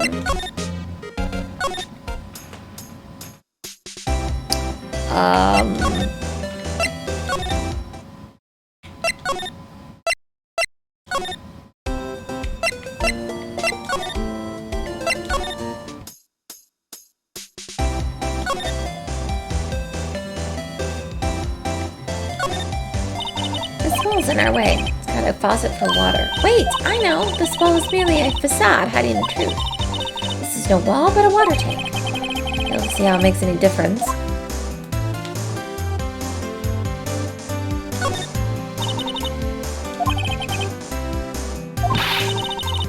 Okay. Dual purpose. Okay.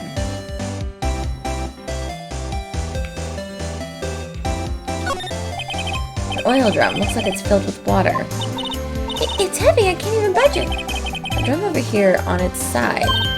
Wait, I know. I'll hide in here and do a stakeout. I think you'll probably just get arrested. In fact, you may not even have to hide in the drum to get arrested. What? I'm not suspicious. Okay.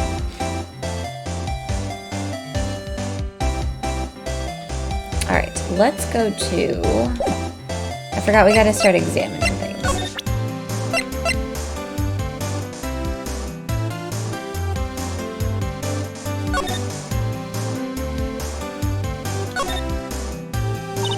This must be the victim's blood, right? Either that or Edgeworth cut himself peeling an apple. What's Edgeworth doing with a knife like this anyway? Hey, maybe he spends his weekends roughing it in the wild. Edgeworth in the wild? I think my fruit peeling theory is more likely. Are you kidding? I always pictured him as an outdoorsman. Now there's a scary thought.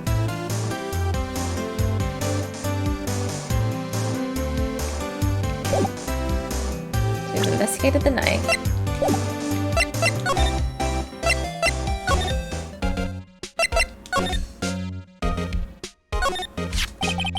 Been wondering, what the heck is this? It has a big K on it. Huh? What's that? It's the King of Prosecutors trophy. King of Prosecutors? It's a great honor. They send that shield to the best prosecutor each year. What? So that K, that's... K stands for King. Yeah, you got a problem with that? I didn't design the thing. King of Prosecutors, kind of like Employee of the Month, only better.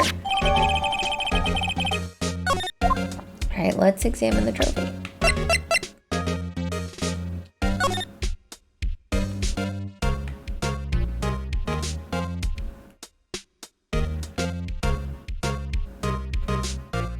Oh, here we go. Hey, check it out! There's a metal plate here! It looks like the names of all the previous recipients are engraved on it. Wow, one guy's listed a bunch of times. Von Karma. I guess he must be a foreigner? Yeah, that's probably it. Well, wherever he's from, he must have been an amazing prosecutor. I'd like to beat this Mr. Von Karma sometime. When she says it, his name does kind of a ring to it. Oh my gosh, has he already forgot? Are you serious? That's crazy.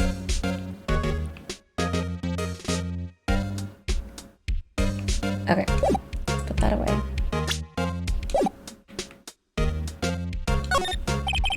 The work desk. It's quite tidy as one might expect. What a nice desk, easy to use and easy on the eyes. It's polished so well I can see my own reflection. Strange. Why did I just picture Detective Gumshoe? Maybe I'll take that name plaque as a souvenir. Don't. He'll sue you. Hey, a chessboard. I'm not too up on my chess, but it looks like blue's in a bit of a tight spot. The red knights have surrounded the blue pawn. Huh? Those horses are mounted knights. Their swords have really sharp edges. And check out the poor pawn. His head's kind of spiky. Kind of reminds me of you. Mr. Edgeworth must be an avid chess player. What's wrong with Mr. Wright? What's wrong, Mr. Wright? Edges. Surrounding a pawn with spiky hair. That's nothing. Oh, these are all the case files. They're stacked up to the ceiling. There's even a ladder. Odd. I thought Edgeworth wasn't good with heights.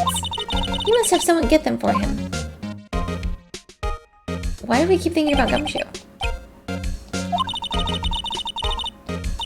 He's so cool. You wouldn't say that if you saw him sweating bullets up on that ladder. Oh, cute! What a pretty tea set. I go more for the Instant tea bags myself. amazing. The drawer below is filled with packs of tea leaves. They're all sorted by place of origin and flavor. Look at this royal blend. What an exquisitely splendid concoction. There's such a thing as taking a hobby too far. My. What an amazing bouquet. Just right for Edgeworth. No kidding. Hey, here's a card on it. Back from the dead. Wendy. Wendy. I've heard that name somewhere before. And beside it, a giant steel samurai. Wow, I want one. Huh? There's something written on the bottom of his foot. Between a rock and a hard place. Wendy. Wendy, is she Mr. Edgeworth's fiancée? Oh, that's right. Wendy from the movie theater case. Or movie lot case. Got it. Okay. Alright, so this is stuff that he's received from other people that he's had cases for. Okay.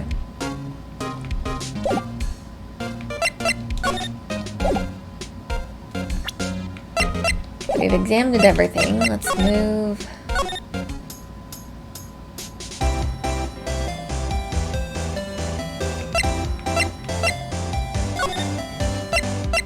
We must have to do something to trigger him.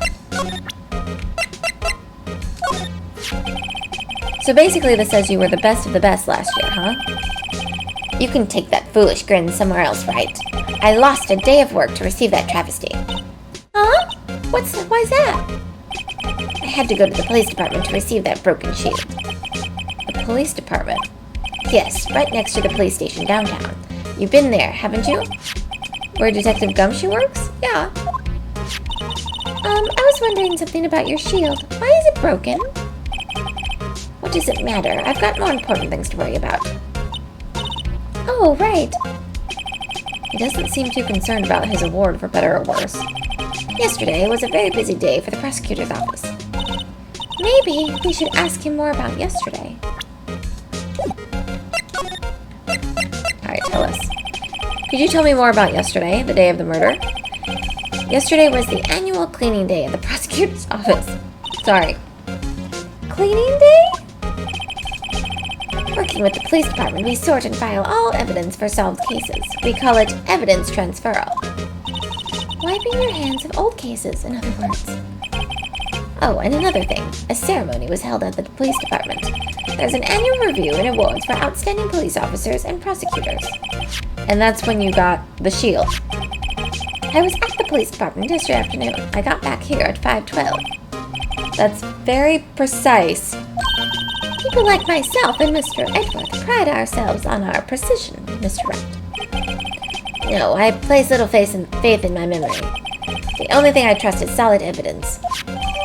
Edgeworth's parking stub added to record of parking in the prosecutor's office entered lot at 5:12 p.m.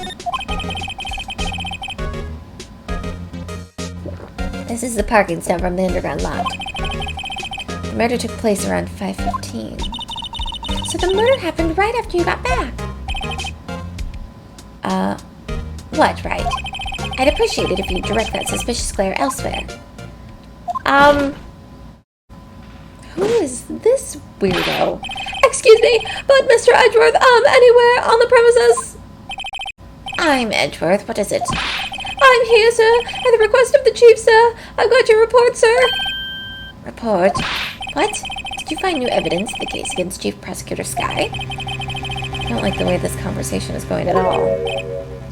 Skye, sir? No, Skye, but name of that kind, sir. Not in this report, sir.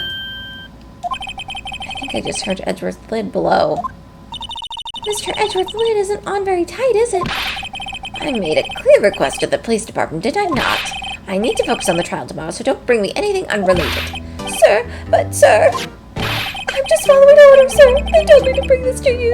I wasn't aware of the particulars of your arrangement with us, sir. Give me your name. Oh, yes, sir. Meekins, sir. Officer Meekins.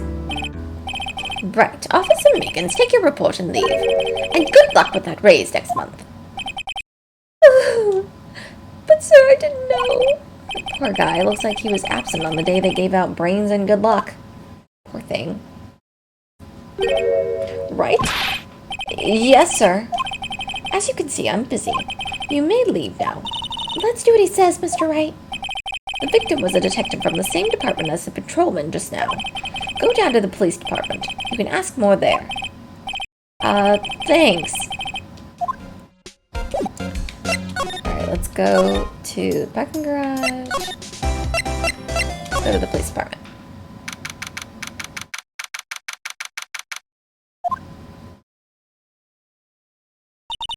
Phew, we're finally here. Why would they put the police department so far away from the prosecutor's office? Beats me, that took almost 30 minutes by taxi and traffic wasn't even that bad. Police department, huh? I've only ever been to criminal... I wonder, since they say that, I wonder if the person was killed at the police department and Edgeworth was there. Someone had already put it in the trunk of his car, and he drove the body to the prosecutor's office without even knowing. I wonder if that happened. And that's why they think that it happened at the prosecutor's office, but really it happened at the police department. Hold on, what's that?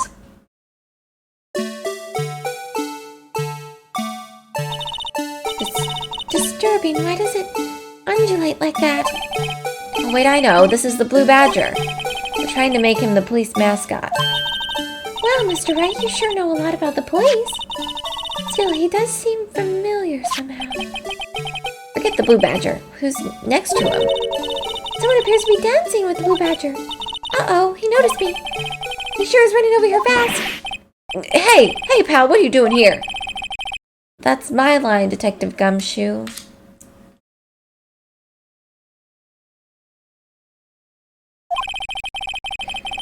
Specifically, why were you dancing over there? What? Well, at least he doesn't seem to be busy. Hey, I'll have you know I'm a very busy man. Right, well then tell us. I'll give you one word of advice, pal. You better not agree to defend the suspect in this case. Why not? Huh? Well, it's just that the chief prosecutor has confessed to the crime. She said she summoned the detective to the prosecutor's office, and she killed him. But what if she's not telling the truth? Yes, well, no, come on, pal, there's plenty of evidence against her. But what if the evidence was faked? Hey, pal, can I speak to you for a second? Huh, me? Why is this little girl so peeved at me? She's a relative of the suspect. She's Lana Skye's sister. Whoa, the chief prosecutor's little sister? Just please investigate this case carefully, okay? Scientifically. Yes, sir. Oh, by the way, you might want to keep your voices down. You don't want to be overheard using words like faked. Huh? It's a sensitive issue with us these days. So, What are you doing here, Detective Gumshoe? Me? Oh, well, nothing really. They kicked me out of criminal affairs. Detective Gumshoe, what did you do this time? What do you mean this time? Then what happened? I know things are busy right now. I mean, with my sister's case and all. It's true. We've never had a chief prosecutor murder anyone before. Only the highest ranked people are being let into the criminal affairs now. The lowest ranking guy in there is our chief detectives. They're not letting any of us rank and file detectives in at all. None of you? I know this is an important trial, but isn't that a little odd? So anyway, I thought I'd spend the day getting the badger dance down pat. Isn't there anything else you could be doing? The chief of police himself is directing this investigation, pal. And Officer Marshall was assigned to the underground parking lot. Officer Marshall. Now that I think about it, Emma did seem to know that Marshall guy. A patrolman in charge of a crime scene. It's unheard of, pal. Alright, let's go examine. I was wondering about that. What, the dancing blue badger? It's my masterpiece. You made this, Detective Gumshoe? The chief threw together some designs, and I just did my thing, pal. Nice work. It's battery powered, so it can go anywhere. There's no switch, so it just dances until the batteries die.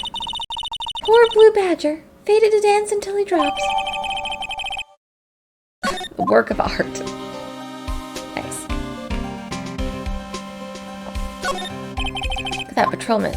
And then I said, hey, you do that, your soup will get cold, buddy. That's hilarious, sir. I laughed so hard I cried. I guess he wasn't saluting, he was wiping tears from his eyes. They make a good pair.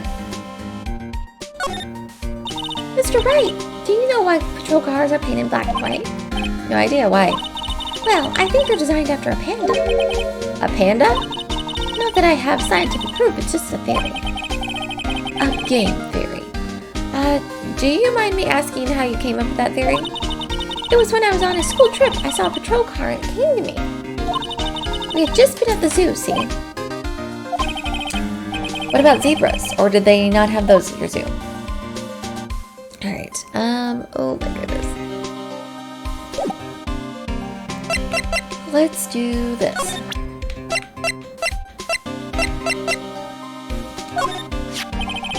Detective Gumshoe, what can you tell me about this? Huh? Hey pal, this is Detective's ID card.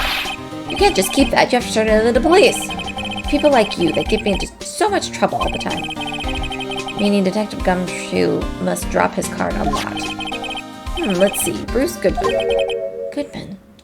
Sounds familiar. My mistake. But didn't you work together with him in criminal affairs? Whoa, now I remember. Bruce Goodman. He's the victim. That's what I thought. Can you tell us more, Detective Gumshoe?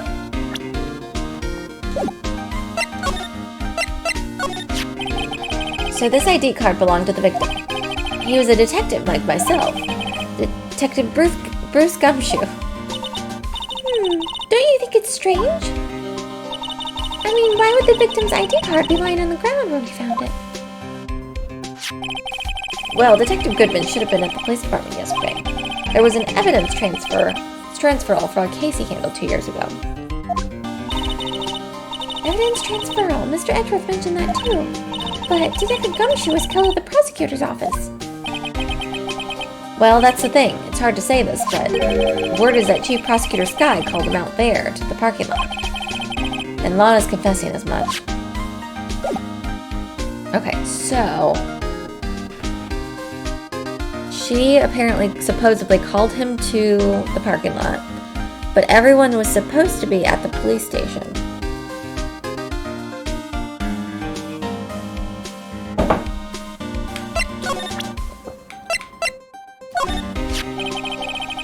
Found in Mr. Edgeworth's car, stabbed Mr. Edgeworth's knife. What would drive Chief Prosecutor Skye to do such a thing? Wait, I mean, sure, of course, someone else really did it. Someone who must have a grudge against Mr. Edgeworth. The car and the knife do seem a little too well organized to be a coincidence. Poor Mr. Edgeworth. What could have happened?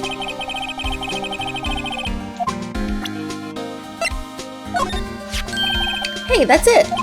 That's the King of Prosecutors Award that Mr. Edgeworth got yesterday. Were you at the award ceremony, Detective? Of course, pal. I got an award for my diligence myself. Ah, congratulations.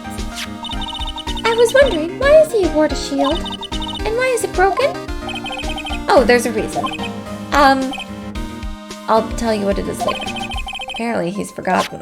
But I was proud of Mr. Edgeworth for winning that award, even with all the naysayers in the prosecutor's office. Naysayers must be because of the rumors. Should we present the parking ticket? I feel like we already did.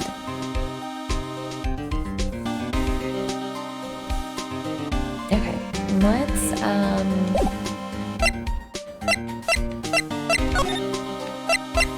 there we go. He's in a tough spot, again. Again?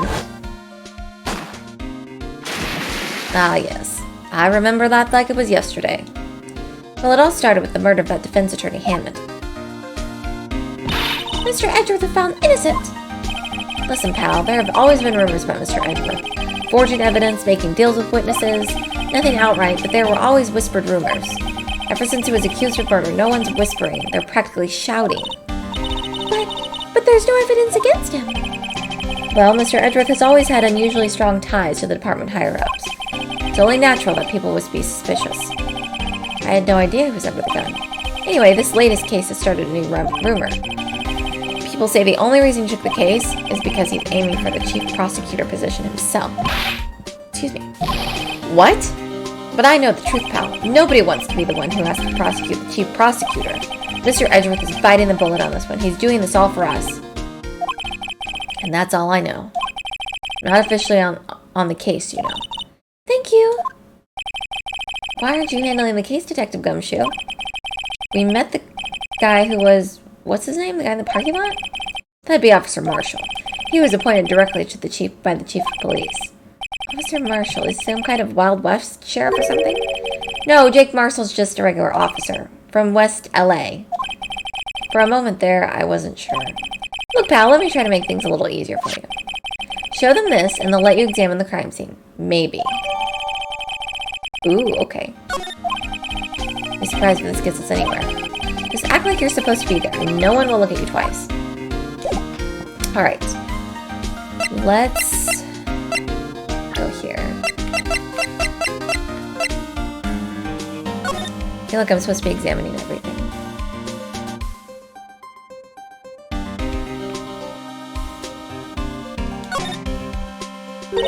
Hey, look here! It looks like something's been crossed out. Maybe it was a letter or something to Detective Gumshoe? Let's see, annual bonus $20. I think a couple zeros are missing. No, that sounds about right. At least in Detective's case. Maybe I should rethink my career as an investigator. Yeah, you probably should. Alright, I guess we'll move to the parking garage.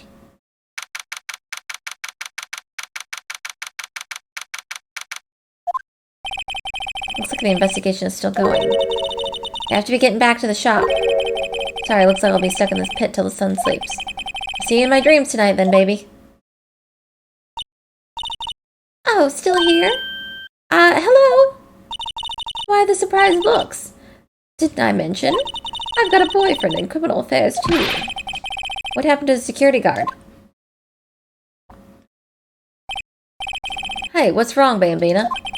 You're looking like a doggy that's lost its herd. Jake Marshall. Strange guy to put in charge of a crime scene.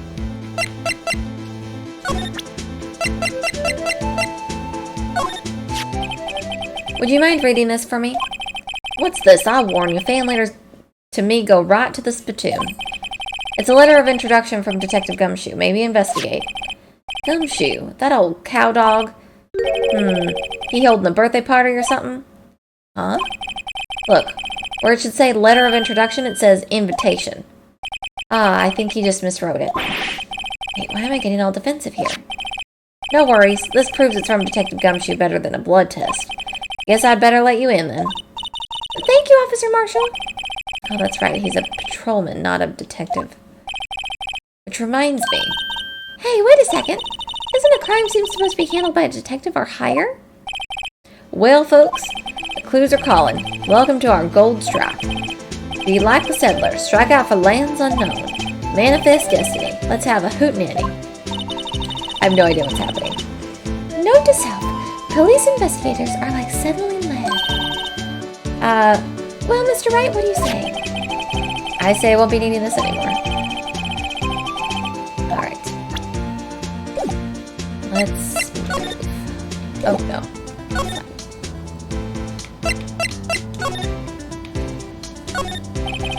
This appears to be the car where the body was found. Looks like the lock on the trunk is busted. Crime took place at the underground parking lot at the prosecutor's office. The body was found in the trunk of my subordinate's car. Quite a luxury car. It just screams, I have money to burn. Yeah, prosecutors get the big bucks.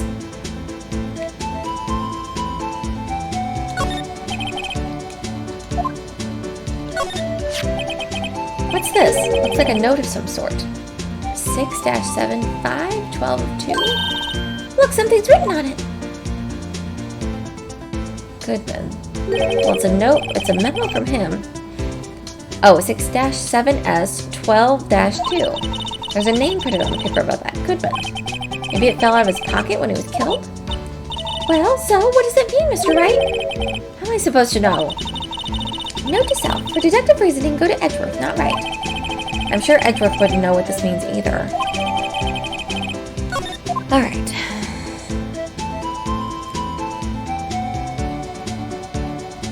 Alright, let's go.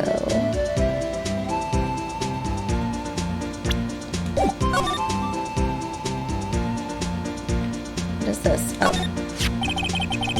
This looks like a cell phone. Scientific analysis would suggest this belonged to the victim. I can't think of anyone else it could belong to. What's so scientific about that? Should we check it out?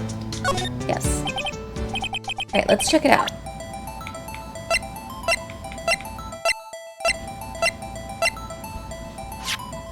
Oh, it automatically does that for me. Okay. Oh, let's press that. Oh, hello. This phone's still on the redial screen. Redial. Mr. Wright, those phones keep a record of all the calls you've made and received. You just press the blue button to display the last number you called. Convenient, isn't it? I'm surprised you didn't know about it. Sorry to disappoint you, but even I know things like redial. Huh? Oh, I'm sorry. It's just you never know what people from your You never know what people from your generation. Oh my god. I hear that all the time. Okay. Way to puncture me in the heart. People from my generation. Let's see who the owner of this phone called last. Note to self, a defense attorney doesn't think first, he just pushes the button.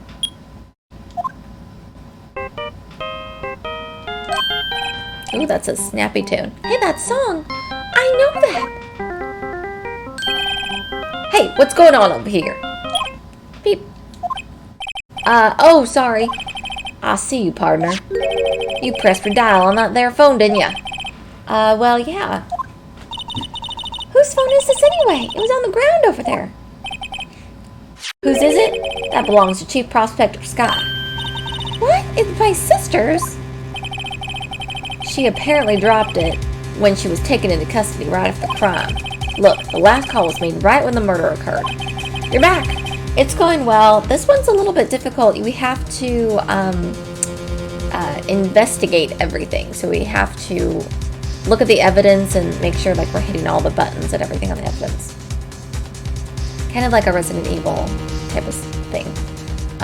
Looks like she was fixing to call someone. Except she only spoke for a few seconds according to this. Who did she call? No idea. Sorry, partner. Now I got a question for you, partner. I heard a phone ring just now. One of those newfangled ringtones. Oh, I'm sorry, that was my phone. What? Your phone? Yeah, it's kind of strange, but someone called me right as we picked up the other phone. Someone called me right as we picked up the other phone. A wrong number. I hope you're not lying. They shoot you for that in Texas, partner. That is actually true. Yes, they now shoot people for lying as well in Texas. Uh-oh, I've incited the wrath of the Lone Star Patrolman. Last call made at 5:18 on the day of the murder, so that was after the murder happened. Okay.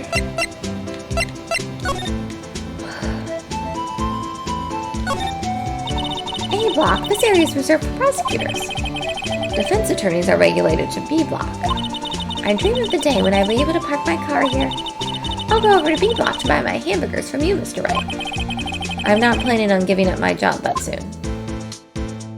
Okay. Let's move, maybe? Okay.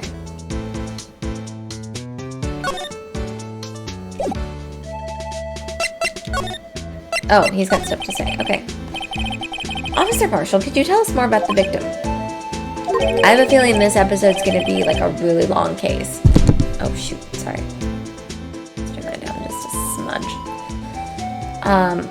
Good men always die young. Remember that, partner. Could you be a little bit more specific? Bruce Goodman. He was a detective, right?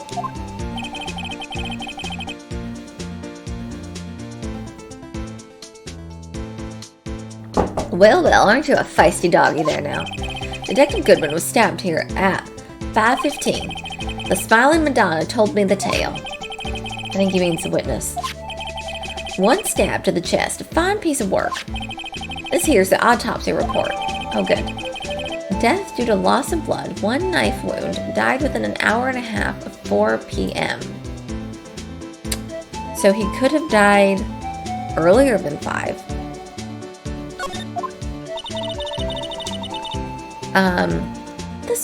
Was my sister involved with the victim in any way? Funny you should mention that, Bambina. Chief Prospector Sky and Detective Goodman had nothing in common at all. Nothing in common? They apparently worked together on a case a few years back. There's no motive. Goodman wasn't a particularly gifted detective.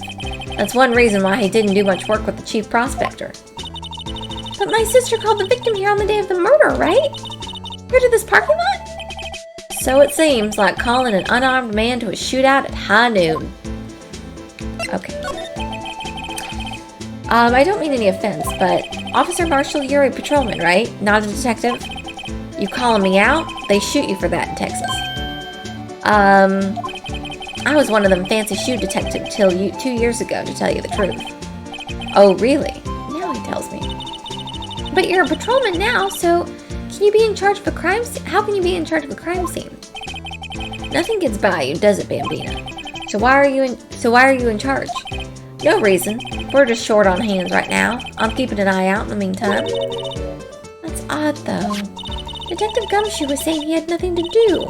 Nothing important, at least. He's nothing but a sad old cow dog. Can't find his tail. So what's also suspicious is they have basically taken certain detectives off of this case, so they are not allowed to come in and investigate the area. But patrolmen, like this guy here, are allowed to come in. Maybe it's because he runs with that Edgeworth, eh? Edgeworth. That cow dog's been kicked out of his cattle run by order of chief of police. Just he don't realize it yet. And they're trying to get Edgeworth out. Hey, Dev! Stream is going good. This will be a really long episode, so we're gonna try to at least get through the first day of court today. Or we'll see where we are if we can get to the first day in court. From what I've heard, this episode's a pretty long one. So there's no connection between Detective Goodman and my sister? That's correct, but there's a gold mine of evidence against her. Yeah, that someone planted. And the prospector tomorrow was none other than Edgeworth himself. I'm afraid your sister's fate is decided, Bambina. Many condolences. Officer Marshall! Yeah, Bambina? How can you say that? You and my sister, you were... Is there something between this cop and her sister that I don't know about? I apologize, Bambina. Something must have gotten to me. Maybe it's the dry wind that's blowing through the prospector's office. Dry wind or ill will, someone's up to something here, but who? So we're thinking there's a cover-up. Someone's trying to cover this up, and it's an insider job. Suspicions about Mr. Edgeworth have been flying around for nearly 2 years now. Forged evidence and arranging testimonies, you mean? He was unbeatable because he did whatever it took to win. Unbeatable, that is, until he met you. But rumors are just rumors, aren't they? These are prosecutors we're talking about. Evidence is everything to them. If you follow the rumors about Edgeworth to their source, you find one person. But they're off limits. Untouchable, you might say. One person who? Hate to say this, but it's your sister. Chief Prospector Lana Skye. What, my sister? Edgeworth couldn't rustle all those cattle by himself. Some people load their guns with bullets. Some people load them with deals. What, you're saying Edgeworth was making deals to win trials? Where there's gunshots, there's bound to be bullets. That's what the old-timers say. There's a big old secret hidden around here somewhere. Everyone knows it.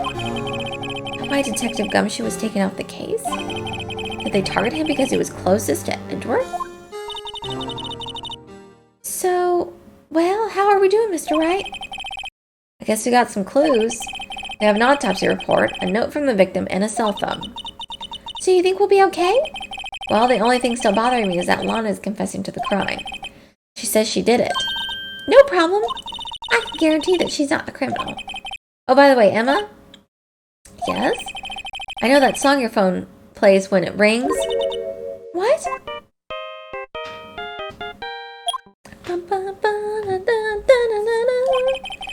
It's the Steel Samurai song, isn't it? That popular TV show for kids? The phone that rang earlier wasn't mine. It was yours. At 5:18, just after the murder took place.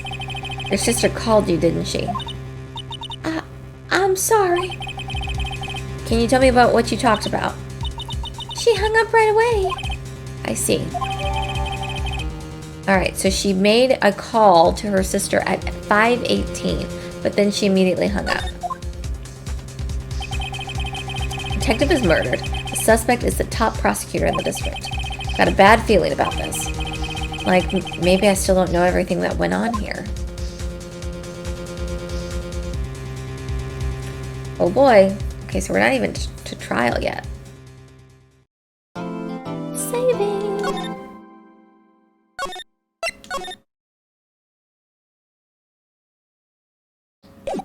Alright, let's see what we got here. Oh no, this is it. Okay, we've made it.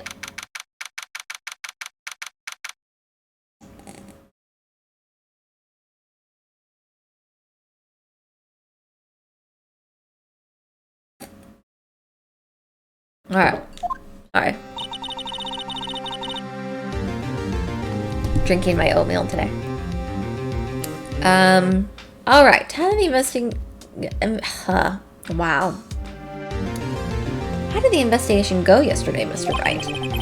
Frankly, there are still a lot of gray areas. Or rather, the whole thing is one big gray area. How are you doing, Dev? Has anyone eaten some good snacks today? Don't worry about me, no matter what the outcome. I'm ready to accept my fate. I believe in you, sis. Mr. Wright, let me offer you a word of advice. Yes? A defense attorney should never believe their client. The defendant is called to trial because they are suspected of wrongdoing. Never forget that. Miss Skye, you remind me a lot of Mia. But there's one decisive difference between you and her. And that is? You're not a defense attorney. I believe it's almost time for the trial. Good luck, Mr. Wright. My first trial without a Fae helping me. No one's going to bail me out this time. It's her. It's our wife. I'll be alone in there. So I have to discover the truth all by myself. Let's do it, Mr. Wright. I'll be with you the whole way. That's what I'm afraid of.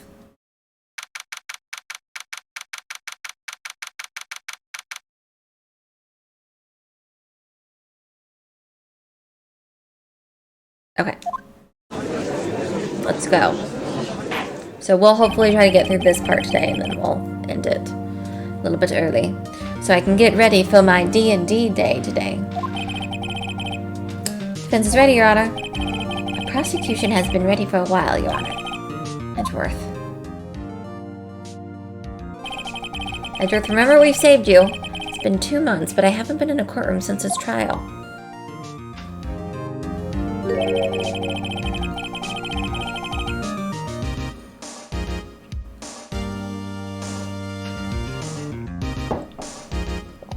I hope that personal feelings will not be part of the proceedings today, Mr. Wright.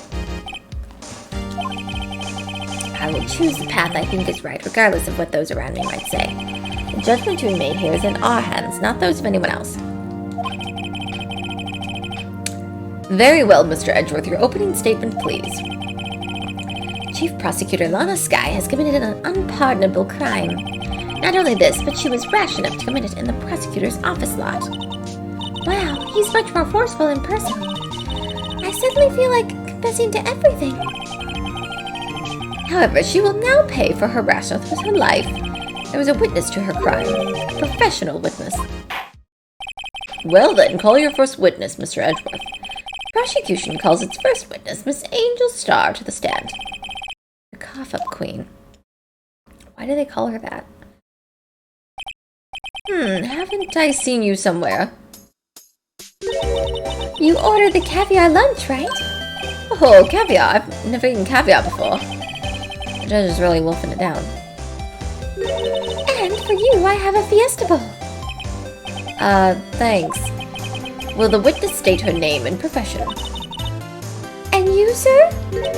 Did you order the fingerprint lunchbox? It's too early for lunch. Your name and profession, please. Well, Your Honor, how does it taste? So this is why everyone raised. Has anyone ever had caviar before? It looks disgusting. Does it taste any good? I always thought caviar would taste like pickled tapioca. What the heck does pickled tapioca taste like? Name, profession, now. Me? The name's Angel Starr. Don't go forgetting it. I find myself running Lunchland these days. Is that what you wanted me to say, Mr. Edgeworth? Very well, witness. Please describe the incident to us. The prosecution will wait. I'm not finished eating. Hurry it up. Very well, Mr. Edgeworth. As you know, we usually call on the police to provide a description of the crime. Your Honor, as Mr. Edgeworth has said to the court, I'm a professional. What exactly does that mean? Until 2 years ago, Miss Angel Starr was a special investigator with the police. Uh-oh.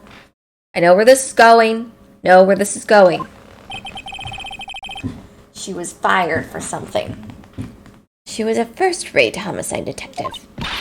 What? Miss Starr was a detective? Aha! I know who you are. Cough up. Cough up Queen Angel Starr, Your Honor. Long time no see. Very well, you may continue with the description of Miss Starr. Just who is this lady? If I might have the court's attention over here. The parking lot at the prosecutor's office is divided into 2 blocks. A block is for the prosecutor's personnel. B block is for the visitors and clients. A chain divider separates the 2 blocks. I suppose that's to keep visitors from taking up prosecutor's spaces, yes? The crime took place by a car in the back of an A block in the car's trunk. The killer stabbed the victim with this knife and went to drive the body out. Unfortunately for her, there was a witness and an arrest was made on the spot. And who was this valiant witness? Why, it was me, Your Honor. Okay, we're gonna have to use those later. Witness, did you see the very moment of the crime? Of course, Your Honor. Immediately after that, I apprehended the chief prosecutor. It seems rather cut and dry, doesn't it? Well, Mr. Wright? I can't agree on principle, Your Honor. It seems that some poor losers are unwilling to accept the truth, Your Honor. Shall I proceed to crush what little hope they have remaining? If you can, then give them your worst. Yaka! Thank you for the subscription! Hello, how are you? Hiding behind the chat room. How are you, sir? I hope you're doing well. Thank you for the sub. The sub.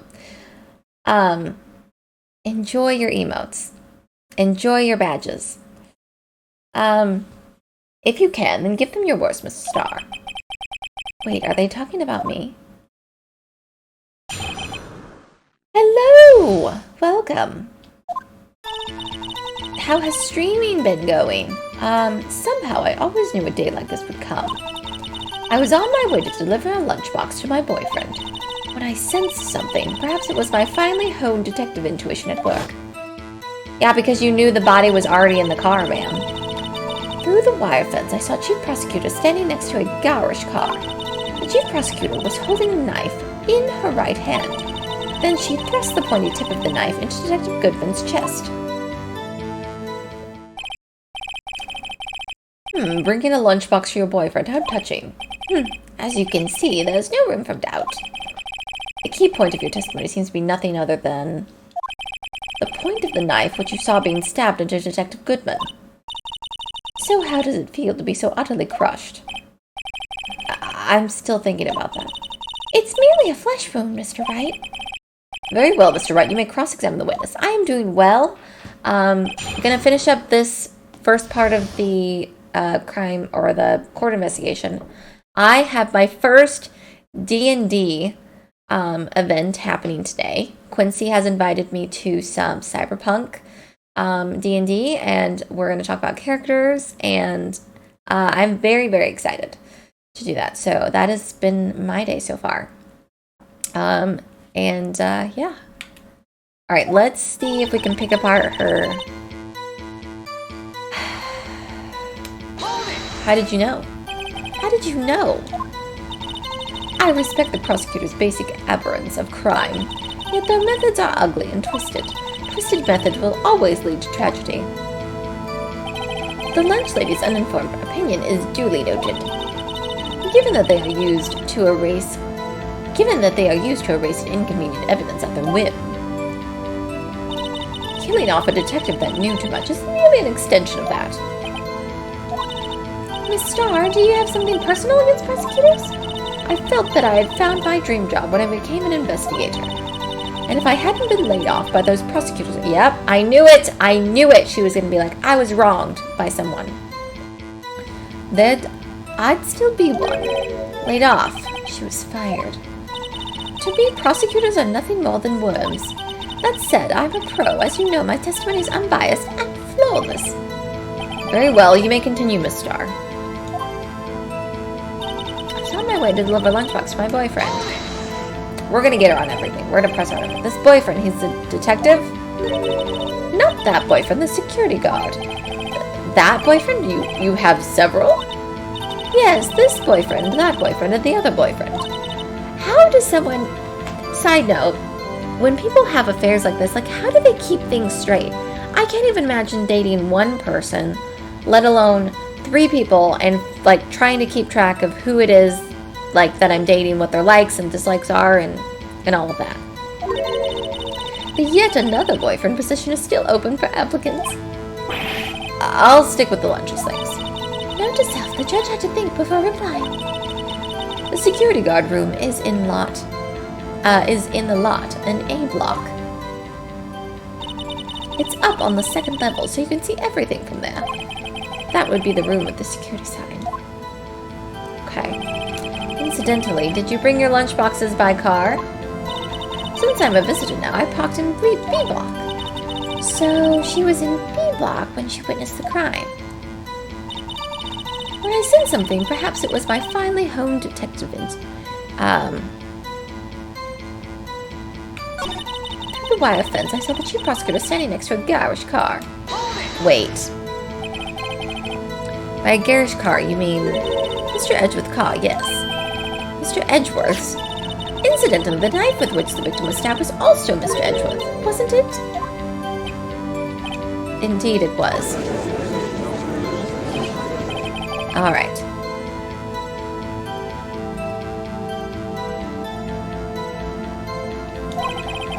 Person you saw, you're sure it was defendant. I saw her from no further than 30 feet away. I am certain it was her. She's telling the truth. We're doomed. Just do what we can. Even if we don't have any proof, we can always Witness, in your testimony, you clearly stated the following. Prosecutors are nothing more than worms.